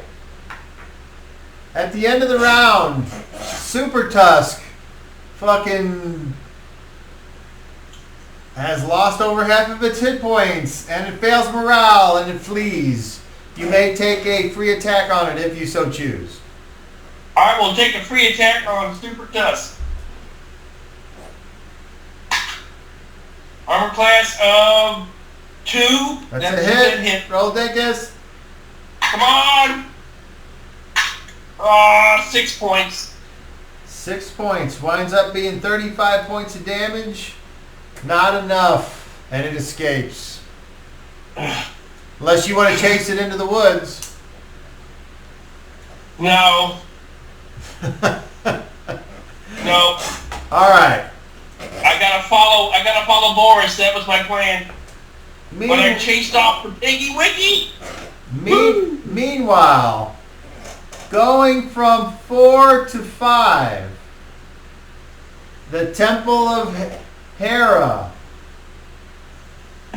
Boris Crump, roll a d12. 3. All right. You run down the side of the cliff to the temple. What do you do when you get there?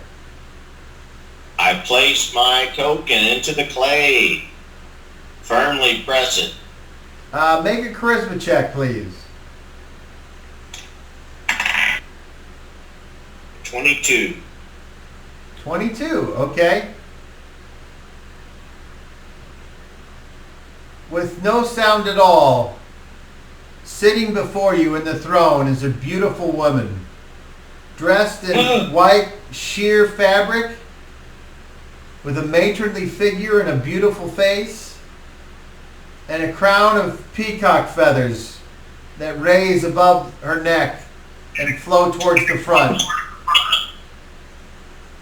She smiles at you. What do you do? I smile back. You must be Hera. She says, I am. And as the first to the temple,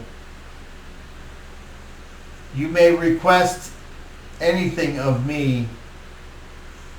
And if it's within my power, I shall grant you a boon that will aid you or give you what it is you seek.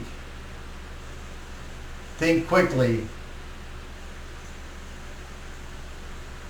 I want to know I want Guy to be here with me to catch up. She blinks.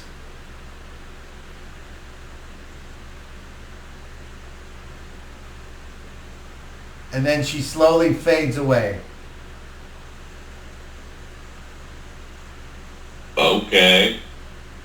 And as you try to say okay, you just hear something starting to form, and you don't actually say it, though you heard it in your inner monologue. What you do is you go,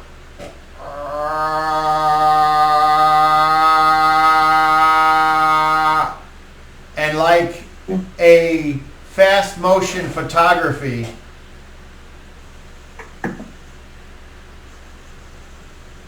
four people run past you in the temple. A ginger buff dude, a brown-haired regular looking guy, a out of shape bearded man with bloody hands, and an athletic woman, before you see Guy standing in front of you. And you may now start the scene with you going, okay, I want, and then there he is. Boris? I got blood all over me. Guy, I was winning the race, and everybody, I got frozen by a vision. I put my hand on your shoulder and say, run! I've defeated the pig, run! Run! I run. So I sprint. You take off. I triple my movement. Is that all? Do you want to go faster? You can, according to running rules. Quadruple, I do get a bonus. According to the running rules, you can quintuple, I think, with a successful check with a certain negative. A -4 is what it calls for, but due to my sprinting benefit, all checks made while running are made at one category better. A normal strength check for triple movement, and strength -4 for quintuple. You're a bush runner, right? Yeah, brush runner. Yeah. That sounds like the same as what you just said. You're a Zulu is what you are. Yeah, tribesman. I was picturing more of a Plains Indian kind of a feel. The Zulu they didn't use horses, and on foot they made they ran. They didn't just like walk, they ran. Okay. That's what they were trained to do. And the British were like, these people are faster than we thought. Boris. Yeah. Yeah, so it says if you roll a strength check with a -8 penalty, you can quintuple, but then you have something which helps something? I thought it did, but it says all checks made while running are made at one category better. Okay. So up from -8, the next category up from -8. yeah, is a -4. So, Boris, make a strength check at -4 and give me your total. Come on, boy. God damn it. 18. 18. Okay. What that means is that the character cannot increase his speed to the level he was trying to reach, but he can keep running at the pace he was before he failed the strength check. Once a character fails a strength check to reach a level of running, he cannot try to reach that level again in the same run. So, no! You take off running, and you just can't quite engage. It's like something's different. I can only sprint normally. I can't get that move. Something in your mind is impeding your ability to focus on the super speed. It's like the woman in the chair and the sparklies and the peacock feathers, and you're just like, in your own mind, you're like, what was that all about? Until messing me up. Finally, you show still, up. I do move at what, 48? Right. By the time you get there,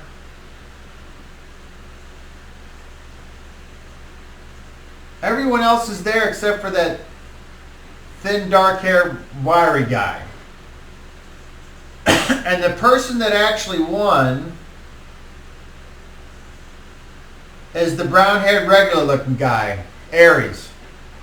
He got the most successful checks. I got charmed by Hera. At that moment, when you come back, the thin, dark, hairy, wiry guy's like, this is bullshit. This wasn't the way this was supposed to go. And everyone kind of turns at him and he's like, oh, fuck you guys. And he throws down his token and stomps off. Meanwhile, the brown-haired Aries guy is like being lifted up on people's shoulders. Yay! And you see like his handlers there, and they're kind of taking him off, and take him up to the elder. Congratulations! And they place a laurel on his head, and you are the winner. Congratulations! And then finally Guy shows up, and everything's kind of broken up, and Boris is just kind of standing there going, dude. What do the people think that I got blood all over me? Well, they're not sure why. They're saying, what happened? I put an arm around his shoulder and help him. You need some help? I'm all right. This is more the pig's blood than mine. Looks pretty bad. He got me once really good. I'll be all right. So a few people are like, you survived an encounter with Super Tusk, and then the out of shape bearded man, he comes over with his handler, and he goes, I'll be all right. And then he turns to you, Guy, and he says, I can't thank you enough for what you did for me out there. And though I didn't win the race, I'm going to dedicate my win to you here. And he hands you something. Do you take it? Yeah. It's the Poseidon token. Is it a trident, like, or a fish, or? Let me look up the symbol of Poseidon, and I will tell you. I'm not sure myself. It might be something weird, like an eyeball or a horse, or something like that. The Greek gods were strange in their symbols, and a hippocampus. Yeah, it could be a horse. Poseidon was the god of earthquakes. So what's that about? It's a it's a club neck clam shape. It looks like a trident. Okay, so it's basically, what's it make? Is it a metal? It's a disc? It's a square piece of wood with like inlaid gold to make the symbol. Okay. Or copper. Yeah, I'll take it from him. Okay. I'll look at him. I'll just look at him up and down. Because he ran. I know he ran. He knows he ran. I'll say out loud, the pig is not dead, but it will be soon. But beware, it's wounded. Put guards out. It may attack the camp. At dawn, I will stalk the beast. The people, they come around and they're like, sorry you didn't win, and they're trying to make you feel better, Boris. And, I'm sorry, too. There's several guys that are like, you need any backup? Yes, if you wish to join me. Yes. I'll go alone. No, if you've wounded it, now would be our time to finish it off for good. I think it's near death. I grievously injured the beast. They say we will You should meet be you. able to follow the blood. We'll meet you then tomorrow. In the interest of my friend's safety, I let it go and ran ahead to meet him. We'll meet you. Otherwise, I would have pursued the beast. We'll meet you tomorrow, and you can take us where you think it was, and we'll see if we can't track it inland. Meet at the hut at sunup. We'll Okay. track it the first light. That would be a good place to stop, as it's a little o'clock, and I got to put Small Monkey to bed. So, anyway, that's episode 40 of The World of Skell Ghosts and the parallel story of the fucking wacky tobacco gang. We'll, Living large on the island. all right, any final words from you two? Good Thank you time. for running the game. Thank you very much. It's a pleasure. Good distraction. Once again, Randy, if you ever see this or you need something to pass the time with in the hospital, get well soon. And Very soon. We love you, Randy. We love you, and we hope that you don't fucking die, you motherfucker. All right. Good night, and have a pleasant tomorrow. Cling! Thank you. Bye-bye.